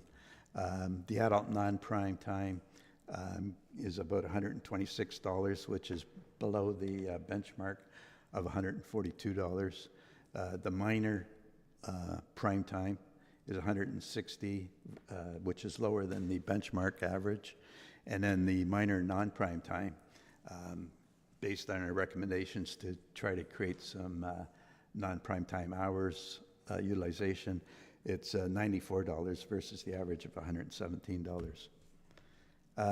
And again, looking at your skating programs, you're pretty much or lower than the average of the neighboring municipalities, and the same thing with your swimming programs.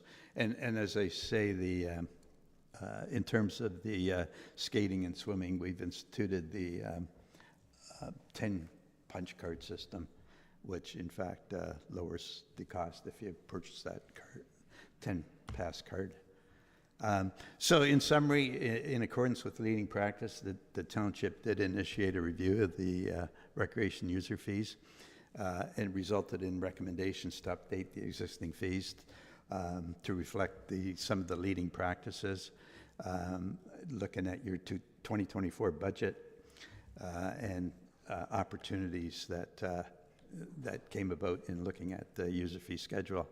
Number of other factors were considered, such as increasing utilization, affordability, market conditions.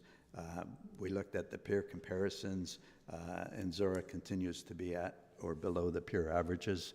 And it may be that you want some sort of, and it could be to institute the fees, a phase-in of some fees required to be able to communicate to the public the fees and what they can expect. And then once the fees are updated, again, based on leading practice, you should undertake annual inflationary increase and have a comprehensive view every 4 to 5 years. And that's the end of the presentation, Your Worship, and happy to answer any questions. Thank you very much. Questions for the delegation? Councillor Mitchell. I do just have one question, but a couple comments just on the delegation. And sir, an excellent report. Thank you. For those of us that are in our second and third term, we've been waiting years to get this kind of information, analysis, and recommendations to improve our recreation programs. And the comment you made a few moments ago and is in the report is the challenge of providing recreation for a municipality that's large geographically and small population-wise, and especially when your largest population area is tucked down in one corner of the municipality. It's not centralized. So what results is a portion of the residents go to other municipalities, including where I live, because it's just a lot closer for me to go to St. Mary's than it is to go to Ember or Thames for my recreation. And so that is certainly a challenge that we have when it comes to funding recreation through taxation, because what's fair to tax somebody that although the opportunity is there for them to use that recreation facility and program, they're not going to, because it's not as convenient as going somewhere else. A couple points I would like to make, though, and I don't know if it was in the report, but I have long suspected that for a community of 9,000 people, we have too much infrastructure. I don't know what the ratio would be, but to me, to have 2 full community centers and arenas and everything for 9,000 seems to be excessive, but that is what has been inherited over the years. The other little point was the Harrington Hall showed only $300 of revenue in a year, which would seem like, why are we running that for no revenue? But I would point out to council and remind them that the Harrington Hall, although the township does the major maintenance through a contract with the Harrington and Area Community Association, they operate it for us, and as such, they get to collect and keep most of the revenues that come in for rental of that hall. I'm not sure the details of it, but that's what makes that facility a little bit different than any of the others. I've got a bunch of other comments, but I will save them for when we return to it and we start debating where we're going with this. My one question, though, is the report did an amazing job of showing utilization of the ice and the pool specifically, but the one area I was a bit confused about was the hall utilization, because in that, it was comparing the number of bookings with the number of hours that were unpaid. So I don't know if you can tell me, unconfuse me a little bit. How do you compare bookings? Because I presume that a booking is not an hour. A booking could be an hour, 3 hours, could be all day. So when looking at hall utilization, how did you come up with some recommendations on that? Yeah, I'm just trying to remember the hall activity levels. Yeah, they were provided to us from the staff, and generally, in terms of coming up with the fee calculation, it was generally based on the market, the surrounding municipalities, and their fees in regard to hall rentals, and we wanted to be we were consistent with that. And I think in the fee structure, if I remember right, there was no increases for halls because of the market structure and whatnot. So, okay. That's correct. Okay, that was the only question. Anyone else? Questions for the delegation? I'm going to suggest that we pull up then, I think it's 8.2A. Yeah, 8.2A. But thank you very much again for your presentation and taking our questions, but also again for waiting through the previous delegations. Thank you again. So then 8.2A, Recreation Facilities Division Report 2024-089 from the Manager of Recreation and Facilities regarding the fees and charges review. Manager Caldwell, is there anything you'd like to highlight for council before I ask them for questions? No, I'll take questions. Questions from council? Councillor Stewart. The Recreational Financial Assistance Program, do you have a rough idea of timing for that report? I think it's overly critical, but it's not listed here in the draft motion. Just get a flavor for how long you think that's going to take to get back to us on. I would suspect that we would come back to council with something closer to like later in the fall. The pilot areas we're looking to perhaps target would be camp and the aquatics program. So we'd want to have enough leeway time to promote and implement that, but it is a pretty complex program, so it will take some discussion and fine-tuning with our finance team. Anyone else? Questions on the report? A question for me then on the, I'm slightly uncomfortable with the seniors discount, and not that I have anything against seniors, but I know that, you know, I really like the idea of, I can't remember what it was called in the report, but the financial assistance program. But I'm not sure that I'm supportive of giving you know, a discounted rate to a senior simply because they're a senior, because in a lot of cases our seniors are amongst our most affluent residents and they can fully afford the full fee or more.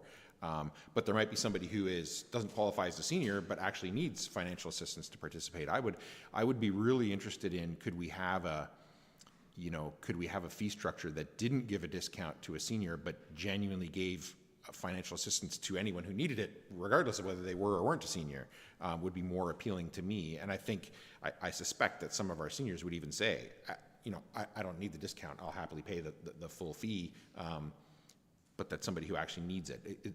Would there be any way for us to, you know, for the financial assistance program to assist people regardless of their age? I'm just wondering what your thoughts would be on that. Yeah, I'll start with just giving a little more rationale behind the senior discounted rate. That is, it is a best practice we've been seeing in other municipalities as well as community centers. While they can be the most affluent, there is many seniors who live on fixed incomes, like their pensions or their retirement savings, and those might not necessarily keep up with the inflation. And another reason behind that would be to promote or incentivize participation. Seniors are often the ones who would benefit the most from the social and health outcomes that our programs can provide. But as far as the subsidy program, it is something we can consider. In Jim's report, or BMA Consulting's report, there was a lot of different financial models that we will investigate, and some were targeted to specific programs, and some were targeted more to income-based subsidy. So we'll consider all options to make sure we're not just targeting certain demographics, that anyone in need can have access to our programs. Thank you. Any other questions? Do we have a mover?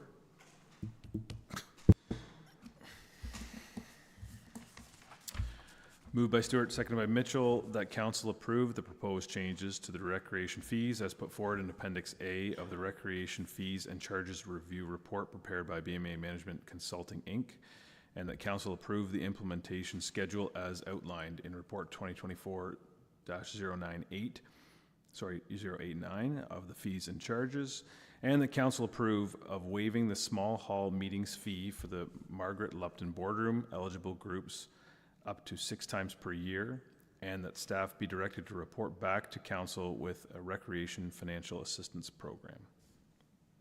Discussion. Councillor Mitchell. As I said, I do have some comments on this, and it comes back to the report that we just received through delegation. I think there's a lot of good news in this report. And the first piece of good news is that usage of our facilities is well below capacity.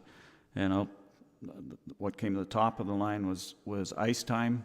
My background as a former ice convener for a minor hockey association, and also because that is revenue-wise and expense-wise, ice is the biggest part of our recreation program. So looking at ice time, prime time is at 70% and 77% for the 2 arenas. Non-prime ice time is barely used at all, 12 and 13%. And so that means that we can accommodate increase in population growth without having to invest in more facilities to do that. Increasing non-prime time increase of usage of ice time is very difficult to achieve until you get to a point where 100% of prime time ice is being used. Most people don't want non-prime time ice. So the only way you're going to get around that is through population growth, or however, get 100% of prime time used, and you get back to the 6 a.m. hockey practices, which were common when I was coaching. The other thing is if you could bring in a specialty client, someone like a professional figure skating coach who will use non-prime time ice for coaching and training. And the other thing is lower the non-prime time ice rent rate, which is recommended in the report. As far as the pool, ball diamonds, and the soccer fields, I think staff have been and will continue to adjust programs to make those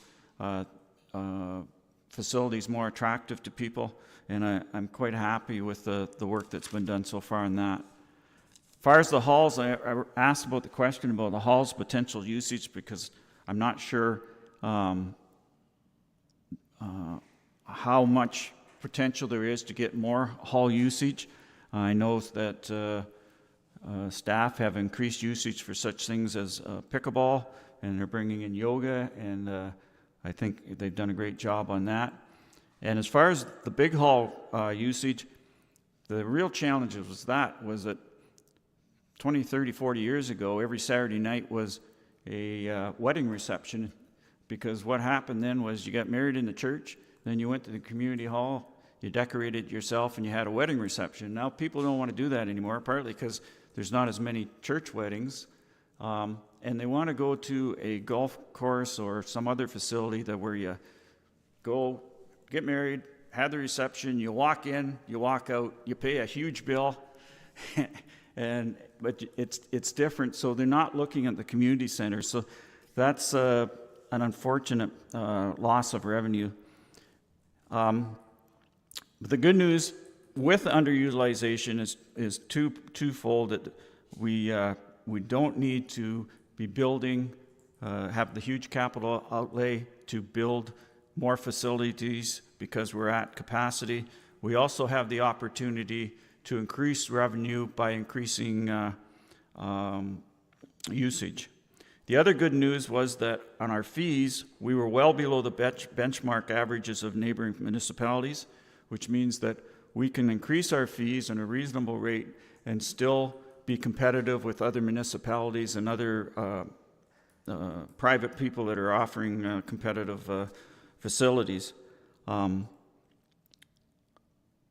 I support the 6 recommendations that were on page 38 of the report in principle. I'm not 100% sold on that we need a 2-year phase in the fee increases. I would like to hear from the other members of council on that, whether that is something we should be looking at. And as to the point that you just made, Marcus, as the only senior around the horseshoe, I don't support senior discounts either. That's a leftover from a time when seniors were poor widows. And as you said, my generation is the most financially secure generation in history. And I'm sure there are some seniors who, through bad luck or bad management, are in financial straits, have financial challenges. But I don't think the percentage of seniors that have financial challenges is any greater than the demographics from 18 to 60 in today's economic climate. So I don't see why someone that's 59 years old should pay $1.50, while someone that's 60 years, or to go for a swim would pay $1.50 more to go than someone who's 60 years old. I don't think that that's something we should introduce. And at this point, I don't support the Township Administrated Low-Income Assistance Program. I think the cost to administer that is prohibitive and beyond the capacity of our current staff to do that so that it's fair and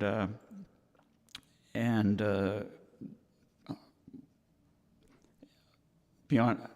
And anyway, and my experience in 20 years I was involved in St. Mary's minor hockey is that I think most minor hockey or most minor sports organizations recognize that there are financial barriers to some families to have their kids play, and they factor that into their fee schedule.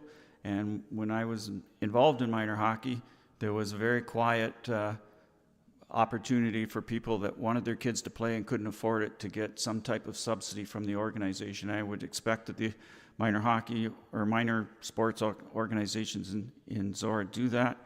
And then there's also, as mentioned in the report, the Canadian Tire program that helps with subsidizing equipment and that sort of thing. So I think it talked in the report about partnering on that type of thing.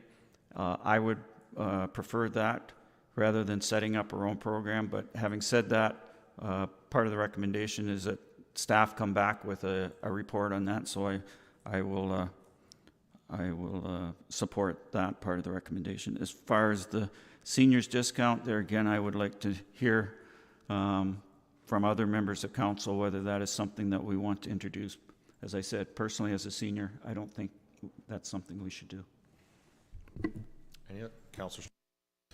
Yeah, just my thoughts on that. I don't think it's a bad suggestion. I also think that we have very giving people in our community too, and if they're paying less, maybe they'll contribute to, the Recreation Financial Assistance Program.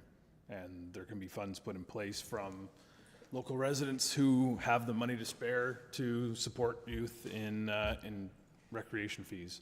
So if there's a way for seniors to get more involved or to, I guess, take less advantage of it, maybe that's an option. I think we also have a changing, potentially, especially in Thamesford, a changing demographic of population where we may have more and more retirees with less income to spare, and they may be looking for that. So I think if it's a bad idea, I mean, there's some good alternatives out there that we could look for in terms of funding people who can't afford it. Anyone else? Deputy Mayor Green. Specific to the seniors discount portion special seniors rate. I agree that there's a range in terms of income, and a lot of seniors are currently financially stable, but I think there's a challenge when you try to do something that is outside of the scope of what is recognized practice around us, that there's challenges involved there, especially as seniors may be moving in and out of different communities where they're accustomed to those practices. I think the biggest value in having seniors specific program for seniors, or having discounted rates to encourage seniors, is to combat that isolation that has such a negative impact from a public health perspective for the seniors in the community. But we also are aware that our senior population is a great contributor to the volunteerism in our municipality, and I look at this as, for the amount of subsidy that we would actually be providing, the lost revenue in providing that discount rate for seniors, that we likely benefit from it because those connections are made, and connections back out into the community and relationships with other people that then will turn up to be possibly big brothers, big sisters, in-school volunteers, or helping on multi-use court fundraiser committees, or all the other sorts of helping pick up garbage in the ditches and in the parks in the spring. So I'm happy to look at whatever report comes back from staff at that time, but I cannot imagine myself being in support of removing special pricing for seniors at a discounted rate in relation to others. Well, I am acknowledging that the financial stability may be there for those individuals. And then just a couple of comments to the report, the study, as well as the report. Councillor Mitchell likes to hear me say when I'm wrong, and I was not in support of contracting to do this, consultant to do this report initially, because on paper I thought it was information that we were already receiving in-house from staff. I'm happy to say that I was wrong, and that, you said earlier that this is the information we've been asking for years. And I would argue not only is it the kind of information we didn't even realize we were craving for years, it's the information and clarity that I think our user groups and residents have also been seeking as well. Conversations around rate increases. The pushback is often in the fear of the unknown and the lack of clarity around process and what types of methodologies we're applying. So I think to take this investment and really apply this thorough analysis was a worthwhile investment. I agree with all of the moving pieces of this motion. My initial response was, wait, should we run out and do some consultation with this? But I think because of the rate fee increase recommendations, and that when there's, the higher than inflationary amounts, that it be phased in over 2 years, I think the main concern is really the proper notice and communication and what to expect. And because that's built into what this is, I'm happy to support it as is. I have some interest around, we've always had updated reports showing ice usage month over month, year over year. And more recently, we started having conversations around, what's the full available piece? Because if we're doing better or worse than yesterday, that's only so valuable a measurement. But what are we doing in relation to what's possible is the piece that we've never captured. And I've really thought about that in relation to our halls. I think our halls often sit underutilized, but we're only looking at this year over last year, as opposed to, how many hours are there in a day and what are we actually doing with those spaces.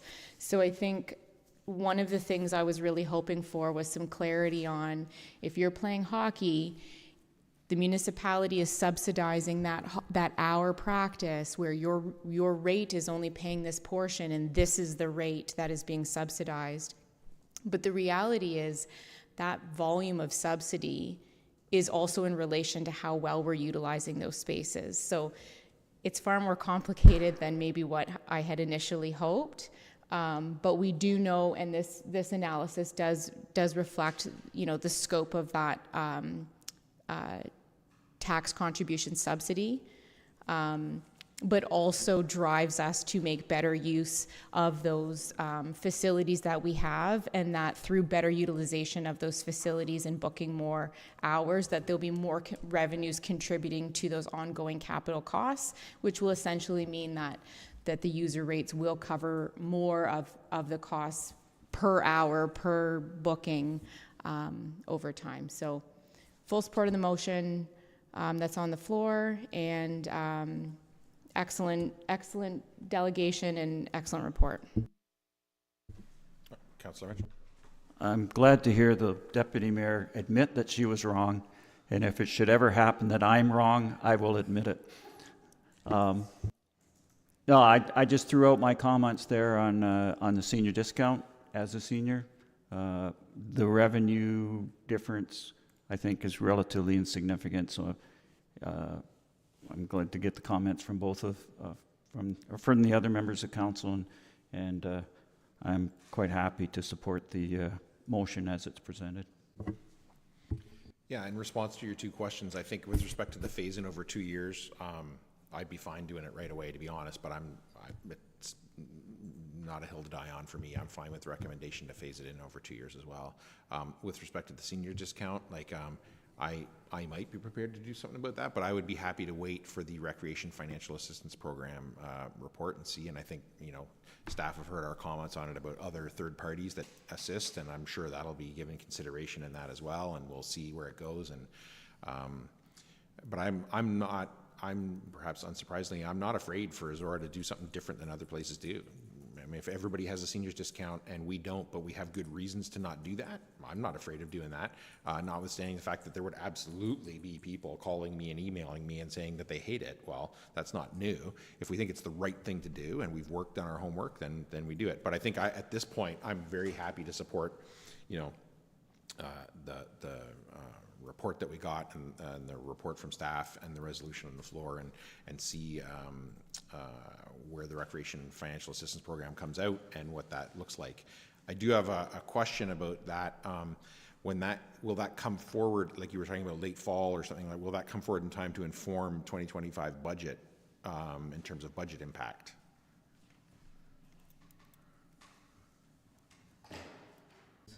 That's our goal. Okay. That we want to get that all in place, so we have an idea. Okay. Anyone else? I will. And I just point out that there's nothing forcing a senior to take the discount. You can always lie about your age.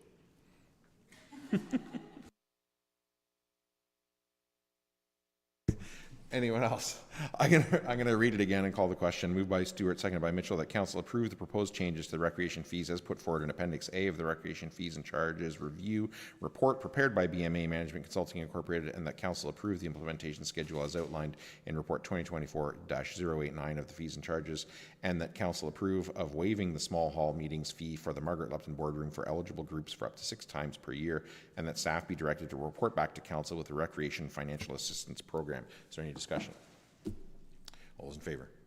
Opposed? That is carried. And it's 12:31 and warm lunch now, not hot, but I suggest that we break and then come back and finish off the agenda if that's good for everybody. How long do you want to break for? Half an hour max? Back in here at 1 o'clock?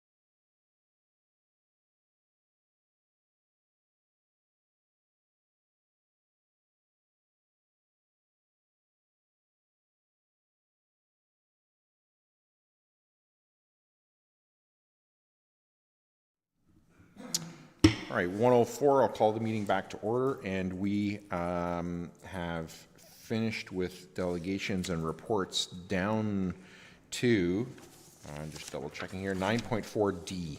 Report 2024-105 from the Chief Administrative Officer regarding Thames Valley District School Board Funding Agreement, CAO McLeod. Is there anything you'd like to highlight for council? Questions from council on the report? Councillor Mitchell.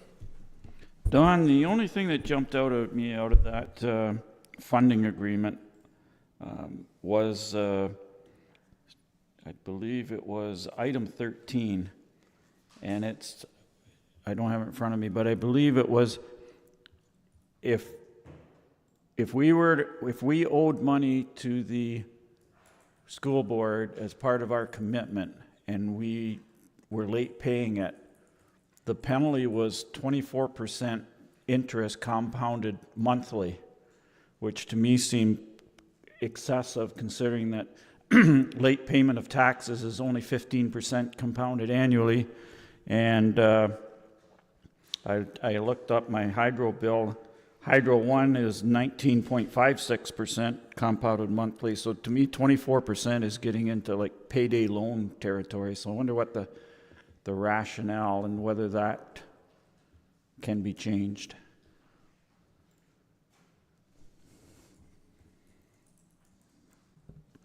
We could certainly make that known to the school board that we would like that rate something more reasonable and more in line with even credit card rates. Yeah, other than that, it seemed like a reasonable at this point. I know there's motion coming, but the agreement itself seemed reasonable to move this forward. Other than that, you know, if we were to owe a couple $100,000 because we didn't have the money at that point, when you start compounding annually or monthly at 24%, it starts to add up in a hurry. Any other questions on the report? Do I have a mover? Deputy Mayor Greg. Sorry. Moved by Greg, seconded by Mitchell, that the Council of the Township of Zorra supports the Thames Valley District School Board's application to the Ministry of Education for funding for a new public elementary school in Thamesford, and that Council approve, in principle, the TVDSB funding agreement as presented in Report 2024-105, pending formal approval of the service share agreement for use of the co-build space through resolution of Council, and that staff bring a report detailing the funding options for financing the Zorra Township portion of the project. As the mover, do you wish to speak to that? Yes, so there's three parts to the motion. The first part, I think there's a great opportunity for us here to formally endorse the education needs of our growing community. We heard from residents when we undertook the Maple Leaf redevelopment project, the township role in that you know, we're going to add all these houses and where are kids going to go to school. So the education pressures on the community are significant, and so our endorsement of this application, I think, really aligns with the needs of the community, and I'm happy to do that. In terms of the funding agreement, that is one of the components that will be required for this project to be undertaken. But the other piece that we haven't yet seen is the service share agreement, and that will be sort of what is going to define the value of our investment for this project. And so, of course, until that is in place, we can't proceed with the project. So the endorsement is for the funding agreement in principle. I did ask and was made aware that staff have reviewed the service share agreement, have had multiple meetings about it, and have indicated that they are happy with what's in there, and it's gone back to lawyers. So if any other member of council has further questions about that, I can't speak to it, but staff would be able to. And then the last piece is just in relation to the funding for the financing. So we previously approved the development charge updated study to include $3 million roughly allocation for the municipal component of this co-build, if and when it is approved for ministry funding. But of course, those development charges will be in relation to development that has not yet occurred. So there will have to be a plan in terms of how we're, where we're pulling those funds from in the short term and any financing costs that may be incurred. So I think it's important for council to have that report as well. I can't remember who the seconder was. Councillor Mitchell. Yeah, I support the concept of this whole new co-building funding situation with the school board, but I'm very nervous about the dollars involved and what we're getting for a potentially significant contribution. So I support it's a very well-written motion asking for more information, because I think it's important that we get that information as early as possible, because if and when the board gets the go-ahead and the funding from the province to go ahead with this, there may be timelines where we don't have time to get that information before we need to make a commitment. So if we can get reports on service agreements as soon as possible, then I support the motion that the mayor has drafted, or the deputy mayor has drafted. Yeah, I support the motion that's here for all the reasons that the Deputy Mayor and Councillor Mitchell have said. I think this is the responsible way to proceed with it. I think we support the school board's application for the school regardless. As you said, I think we support the idea of this, so in principle, yes, but we need the financial information, so I think this is a good thing. By way of an update to council, the Deputy Mayor and I made a delegation to the Minister of Education at AMO with the chair of the board with us in the delegation. That went really well. A staffer was texting me before we even got out of the room. We texted back and forth after that. I know the Deputy Mayor made several approaches to the Minister of Education in the hallways and stuff, and grabbed her elbow and talked and followed up and everything. And we got a very good feeling about that. I followed up with the previous Minister of Education to say, you know what this is all about. Can you go and talk to the new minister? So I think between the two of us and the chair of the board, I think we, have done all the right things to make this a viable and relatively easy thing for them to approve. For the province, this is not only a school, this is also houses, right? This is going to support 1,100 homes, which, we can have another discussion about that another day, about why we're not going to get any Building Faster Fund money when we're going to provide 1,100 homes. But regardless, it was quite motivating to any of the MPPs and ministers that I talked to at AMO that the school application was was a co-build, and B, that it was going to support 1,100 homes. So very much in support of this, and really want to thank the Deputy Mayor for the work that she's done in getting us to this 3-point motion, as she said. Anybody else before I call the question? All those in favor? Opposed? That is carried.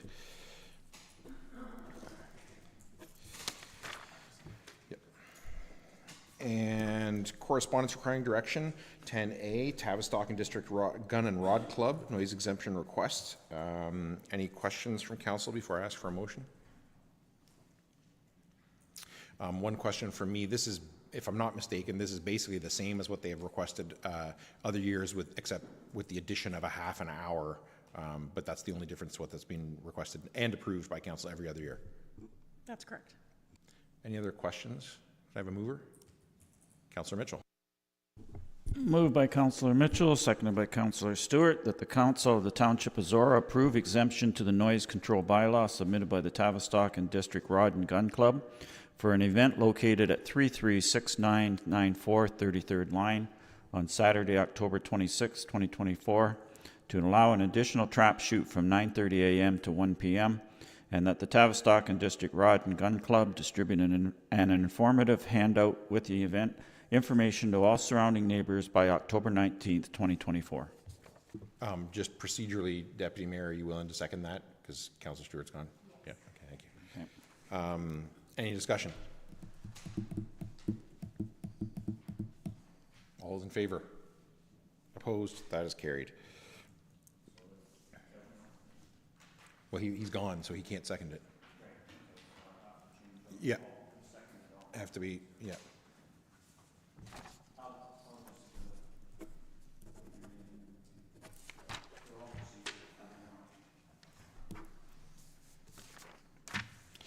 Boards and committees, 11A and B. A is Upper Thames River Conservation Authority Board update from Board Member Mitchell. Councillor Mitchell. Okay, the board met August 27th. The first item was projected budget for 2025. I won't go into a bunch of numbers because they're going to change over the next 6 months as the staff develops the budget. But at this point, the operating budget, they're looking for a very small surplus, and that is going to be accomplished, or what proposed to be accomplished, is by increasing the Category 1 municipal levy by 15.2%, which is significant, but that would bring the percentage of Category 1 funding from 60% to 66.4%. And under legislation, the Upper Thames conservation areas authorities are allowed to charge 100% of Category 1 funding through the municipality. And staff and consensus of the board was that such a significant increase is warranted because in the past we have depleted the reserves for Category 1 funding, and it's not financially feasible to continue to do that. Projected capital budget of $11.6 million, of which $3.9 million would come from municipal levy, and that would be from the benefiting municipalities, and an $8.1 million from other funds, which would leave a $400,000 contingency fee. As far as the impact on Zorra Township, they're budgeting $11,500 for the Harrington Dam and $89,000 for the Embro Dam for a total of $100,500, and that is an increase from 2024 when the total was $52,500, and that is directly related to the decommissioning of the Embro Dam and Pond.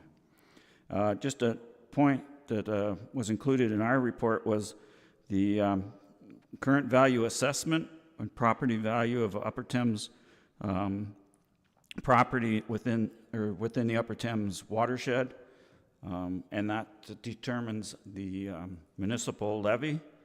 And Zorra makes up 2.4718% of the entire watershed. Oxford County makes up 17.0065%, and London makes up 64.0489.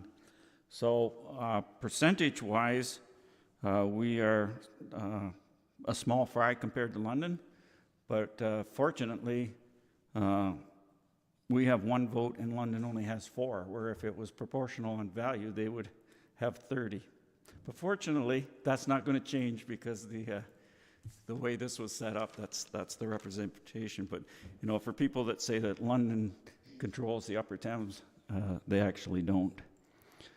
We did have some amendments to administrative bylaw, which comply with new provincial regulations and involve the role of the vice chair and change some procedures regarding delegations and notices of motion. We had a financial update for the 2024. So far, when the budget was passed, we had a $929,000 deficit. That's down to projected about $400,000. And the capital budget, the deficit's gone from $280,000 to $340,000. And other than that, we did have a fairly lengthy closed-door meeting. We continued to struggle with the what was formerly known as the Fanshawe Cottage program, which due to some lawsuits and court rulings is now a year-round situation where people are it's their primary residence rather than a part of the year cottage, which means it comes under the Tenant Act, and so we are struggling to meet our commitments because of those changes. And it wasn't part of the meeting, but it's certainly related to Upper Thames. Is on July 17th, there was heavy rains which caused the Harrington Pond to overflow the dirt embankment immediately east of the spillway, and it washed out a section of the trail on the north side of the trail between the mill and the spillway. Upper Thames staff removed some stop logs to lower the water level, And when I checked a week ago, it was fenced off between the mill and the west side of the spillway little bridge there. Upper Thames is considering repairs to the trail. I'm not quite sure how they're going to do it, but apparently there was similar damage done in 2000. It was repaired at that time. I guess the longer term impact is that whether this speeds up the need to make a decision on the future of that dam, considering the damage that's been done. So that's the Upper Thames report. Thank you. Anything on the Zorra Multi-Use Courts Committee? Oh, Deputy Mayor Gregg. Just really quick, in the agenda package from the August 13th meeting, there's a fundraising thermometer that we've been using to communicate out how much has been raised and where we're at now. Since that last meeting, there has been some update that I think is worth mentioning. So we had a very generous donation from a member of the community that brought us very close to our fundraising target. So at that time, staff took the opportunity to review some of the original cost projections in relation to some of the inflation changes that were not captured. They were above and beyond the inflation that was projected when the project first was scoped. And so the $266,000 fundraising target has been increased to $300,000, so that by the time we tender the project, that the funds will more likely align with the bids that we'll get back from contractors. So essentially what this has given is we've had significant generosity from a family in the community, and that's got us very close, and we're now seeing some of our local businesses really stepping up and starting to write those donations as well. I believe we're still approximately $40,000 away from reaching that goal, so we'll be circling back to continue communicating this out to the community for those who are still wishing to contribute. But a huge step closer to the finish line. And just want to thank the committee and the leadership of Andrew Goodwin. It's been many years, and we're finally seeing the light at the end of the tunnel, and we can get back to the fun discussions around the details of the construction as opposed to just the bake sales and the tournaments that we've been hosting. Anyone else? Have a mover? Moved by Councillor Mitchell, seconded by Deputy Mayor Gregg, that items 11A and B be received and filed for information purposes only. Is there any discussion? All those in favor? Opposed? That is carried.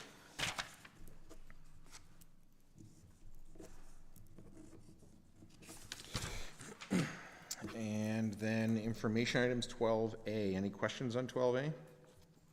Have a mover? Moved by Councillor Mitchell, seconded by Deputy Mayor Gregg, that items 12A be received and filed for information purposes only. Is there any discussion? All those in favor? Opposed? That is carried. And bylaws. Have a mover for bylaws? Councillor Mitchell. Moved by Councillor Mitchell, seconded by Deputy Mayor Gregg, that bylaw 43-24 be taken as read a first, second, and third time and finally passed, and further that the mayor and clerk are hereby authorized to sign the same and affix the corporate seal thereof too. Is there any discussion? All those in favor? Opposed? That is carried. And 16, items of community interest. Anybody got anything in the Deputy Mayor Gregg? This fits under the category of announcements of past or upcoming events. I'm going to share a very short story from the grocery store yesterday. I was quickly getting some back to school groceries, and there was a gentleman who looked very familiar, but I could not place him because I'm now in that age bracket that's how my brain functions. And it was really bothering me, and I knew I wouldn't be able to sleep, so I approached him and said, "Excuse me, you look familiar, and I can't place you. Do you, by chance, live in Thamesford?" This was in Ingersoll. And he said, "I do." I said, "Well, I live in Thamesford as well, and my name's Katie Gregg, and I'm on council." I said, "Can I ask you what your name is?" And it was Bill Semenik. And I said, "Oh, Bill, now I know where you look familiar from. You're from the wall in the office." I said, you had a lot of dates ranging, and he said, yeah, I was counselor, and then I was deputy, and it was the 11-member council, and it was the last elected deputy at the time, and so we had a nice little back and forth, and I asked him, you know, do you miss being on council, and what's your engagement now? And he let me know that he was excited about this new office and that he came and had a tour, and he was very grateful for that. And his comment, and maybe that's where the announcement piece comes in, his comment was that he was really excited that the office was here, and to send a message to council that he's so grateful that that the childcare component was completed as part of this build, and that he had a lot of personal experience through his children and their access to childcare and their ability to continue in their professions, that for the municipality to make that investment was very significant for him, and he wanted me to pass that on. So I think, you know, that goes to this council, and that goes to the members of the previous council that started those conversations and helped make those decisions. But the announcement piece is that the child care center opened yesterday, and I got to see families coming and going, dropping off kids while I was here working, and just that note from Bill. That's a good one. Councillor Mitchell. I've got a few here. Uniondale Firefighters Chicken Barbecue is tomorrow, September the 5th. And when I drove by the sign this morning, it said tickets are sold out. Thanks for your support. Lakeside Multisport, Lakeside Triathlon put on by Multisport Canada is this weekend, Saturday, September the 7th and Sunday, September the 8th, and be held in and around Lakeside and nearby roads. HACA meeting next Monday, September the 9th at 7 p.m. Wisdom Wednesday at Brown School is next Wednesday. That would be September the 11th at 7:30 p.m. The speaker is Barry Heffernan, talking about cybersecurity frauds and scams. And as part of the Zorra Open event that we heard about earlier, Uniondale, at the Uniondale Fire Hall and the Embro Fire Hall, there will be a recruitment open house from 1 to 3 p.m. And anyone interested is asked to bring their families along too, because they need to know what they're getting into if somebody wants to be a firefighter. So that is Saturday, September the 28th, 1 to 3 p.m. at Embro and Uniondale Fire Halls. The only one I would add is that our farm show is September 10 to 12. I know that a lot of people go to that regularly. So, and then that's the only, I didn't have anything else to add other than what you guys had. Nothing else? All right, then confirmatory. Moved by Councillor Mitchell, seconded by Deputy Mayor Grigg, that bylaw 44-24, being a bylaw to confirm the proceedings of council held September the 4th, 2024, be read a first, second, and third time this September 4th, 2024, and further that the mayor and clerk are hereby authorized to sign the same and affix the corporate seal thereto. Any discussion? All those in favor? Opposed? That is carried, and we are adjourned. I got to read for closed at, what's the official time? 1:20 p.m.? 1:28 p.m. And the next meeting of council will be called for September 18th, 2024 at 6 p.m. at the council chambers at the Zorra Municipal Center. Now discussion? All those in favor? Opposed? That is carried. Now we're adjourned.